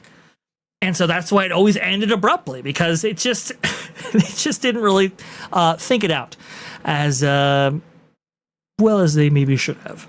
So Kim Irvine is brought in and say, hey, lighten up this attraction. And it's like, okay, I will, but I'm going to go ahead and do this attraction justice. And by the way, it is based on the original 1937 fairy tale that pretty much launched the Disney company, right? The Disney company today doesn't exist without Snow White, which is why Richard's those comments were just so insane when thinking about them in retrospect. But Snow White was so important in the company's history. It's like, okay, let's go ahead and do this right justice, finally. And she did. And it's this amazing moment that we have at the very end of this attraction. Yes, Snow White's Enchanted Wish. Thank you. It just wouldn't have been possible, I don't think, without somebody like Kim Irvine at the helm, seeking to imbue these attractions with as much as she possibly could for generations to come. And even though she was working on, the confinement of the Disney company initiatives, it was still important for her to get these things right. And I think she did. And so, and obviously not all of them are looked at highly regarded today, but I think she did as well as she could. I'll put it that way. And, who knows how bad these things could have been mismanaged had they not been provided the same level of quality and attention and care. Because we've seen so much of that, right? We've seen so much of different aspects of these parks really almost defiled. And here you have Kim Irvine, who was very much dedicated to, okay, if we have to change them, let's do this in a certain way and make sure that that they're handled as well as we can handle them. There you go. That's the history of Kim Irvine. I think it's well received. I think she earned her window, and it's really cool to see her honored in that way. She, some people you might think, and you might go, well, are they deserving? Are they not? I think she is. I got that reference. Yes, isn't she a beaut, Clark? Well, that would be from Christmas Vacation right there. Space Dave getting the reference. Very, very cool. Enchanted Wish. Yes, Disney 55. Thank you for that. Man, we have 111 of you out there in the chat on various platforms, that being YouTube and X. Thank you so much for coming on in and joining us for this version of Vash Sky ParkCast. Went over 2 hours right there. Hopefully you enjoyed the show. I understand we didn't have a panel, but we're experimenting. We're trying new things. Let me know if you like this version of Vash Sky ParkCast, or just me, or if you prefer a panel by which you can hear other experiences and so forth. I'd love to hear your thoughts on this, because we've had some debates regarding this whole thing. But we have to get you on over to Ron's over there for all the Bradley's Funds. The Dish. He's got that going on right now, and he's about to actually get underway in about 5 minutes right here. So we want to go ahead and turn it over to him. He is most deserving of it. That is for sure. I'm looking at this, make sure we covered everything. I think we did. There's a couple of stories we didn't necessarily have time to get to. Don't worry, we'll get to a lot of those tomorrow. I think tomorrow's show, I want to go ahead and maybe dedicate to FanFest and what we're seeing out from its recent team member preview that just took place. There were some concepts that we had an idea of what those would actually be like, because maybe we've seen a little bit of that, like Jurassic Park, for example, and what was it, Dungeons and Dragons, right? We saw that last year. Okay, But we had a lot of questions about what this Hippogriff experience was all about, what One Piece was all about, and more. And now we have a little bit more answers regarding that. I think it'll be a fun show to go over that. Also, too, we have Space Dave 2000 coming in here with the Canadian $2. Thank you so much, very much. I'm not rich, but I do support Vash and team. Well, thank you so much, Space Dave. Very much appreciate that. I love that. Do both. Mix it up. Panel and solo streams, says Erica from Erica and Raph. Thank you so much for coming in. Okay, we'll go ahead. We'll continue to mix it up and have people on when appropriate. And I'd really like to tailor some of these things to the individual panelists, which I usually always do, but maybe even honing in on that even more. Good stuff there. Appreciate all that. Vixen says thank you to all members. You are appreciated. Yes, Skywatchers. Remember, we have live streams specifically for you, members only, every single Saturday at 3 p.m. Eastern. So definitely check us out there. Awesome stuff. Love that. And love the feedback, guys. Any feedback that I can get, I'm listening to you. I'm really, really listening and trying to absorb everything you are telling me. I want you to make, I want Vash Sky ParkCast to be seen as one of your favorite channels. As one of the things where it's like, oh, when they're live, okay, let's go ahead and go there. That's what I want to try to cultivate. And so we will go ahead and try to deliver that to you. We can only do that via your feedback. Okay, enough of that.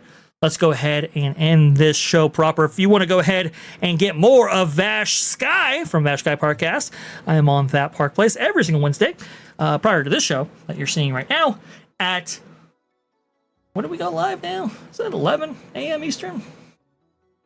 I think it is, right? Yes, it is. Then obviously, wait.